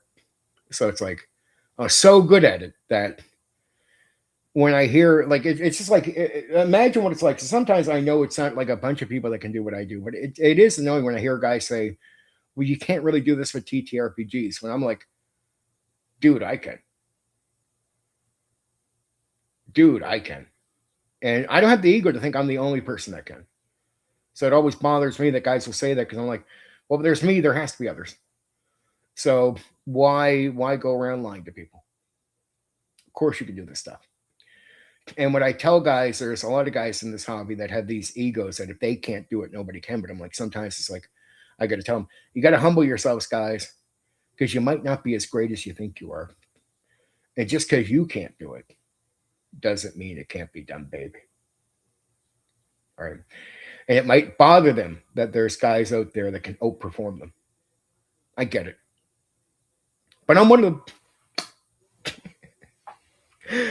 There you go. And it's I bring that confidence with me. It's not an ego thing. It's confidence. It's like other guys might always be humble, but I'm like, yeah, well, those guys aren't probably going to be the guys you want to run your game. It's like they always say that you got to be a bit crazy to be at the top or to be really good at something because you got to believe you can be good at it. Like I compete with other game masters sometimes, and I'm like, I'll run circles around those guys. No, why, Stephen? I'm like, look, it's not an ego thing, but it's like you can't really be great if you don't think you can be. If you're always walking around life humble, like this is who I am, I can never compete. I'm like, well, dude, that's all it is. It's not about being. There's a balance. I tried to verbalize my humbleness. I'm not the only person out there. I really tried to think this way. And Sam OG, I'll be real with you. Take me back 20 years ago. I was an egotistic little prick who thought I was better than everyone else. I'm just being honest with you. I'm 46 years now of age, right? So I totally get it. It really does. It does. And it's better. It is better for the players. It's better for the people you're taking part with. Because you got to believe in yourself. And the more you believe you can achieve it, the believe you're good at something, the more you'll confidently do. Like as you're saying, that confident GM to GM thing, it really does matter. It really does benefit the people that game with you, that you believe you can do it, because then you have that confidence to put that swag out there, as you're saying. And that really is a payoff. And when you meet guys that don't have it, and then you game with a guy who does have it, you can feel it and you know it. It's not about it's you're still got to be humble. I do agree with that. Same OG. If some guy said, 26 years ago, if you met me, you'd be like, well, you're an egotistic, narcissistic little prick, Steven. Yeah, there'd be a lot of truth to what you're saying. And it'd be terrible. It would not be good. It wouldn't mean I'm running a bad game, but it's not good for life. It's just not good. There's so many things that you're not good at. You got to get your fucking head out of your ass. You're not good at everything. You do got to come down. You got to know, be humble to a point. I'm 46 years of age now. I don't want to get rid of my confidence, but it's finding that way of balancing confidence so it doesn't become ego and narcissism. And so keeping humble in the right areas, but then believing myself in others. And yes, if you put me into pure competition, I do got to watch out, because I can become really unrestrained. Because I especially even the YouTube stuff sometimes, there's so many reasons I'll believe that I could be doing better, but I know there's certain people that are jealous. I know all these type of things, and there's some truth to what I say. I try to make sure it's not all that. And I do accept that I fuck up sometimes. And I even say it publicly. I'm not perfect. I failed. I come out and say it when people are laughing at me too. Ha ha, he's admitting he failed. Like, yeah, dude, I think in the long term, that will make me more trustworthy with people. The fact that I admit it. In the short term, people can laugh, but I play a long-term game. But it also puts me in check in a way other people don't put themselves in check on here. Right? There's a lot of egos on here that do not put humble wording into what they say. And that change you've been telling me that you've seen in me from this very boisterous guy from many, many years ago, some of what I'm explaining to you is part of that dialing back of a guy like that and getting to a better place. We've had a much better relationship now recently because of the changes, right? So that's all part of my evolution. And I like to share it and talk out loud, because anyone can end up listening to this. I don't know who's listening. It will say a couple of people for me sometimes, but then I go do things and it's like, oh, there was 10, 20 fucking people there. I don't fucking know. I think the numbers lied to you half the time on this thing. But okay, dude, I really appreciate you stopping by, Sam OG. Same OG. It's members only, dude. So, you're not a member. So for the next 2 days, I'll see if I can get a video out. If I get a video, you'll have a video to watch. Though I do 2 unique streams every month that are individual tabletop role-playing games.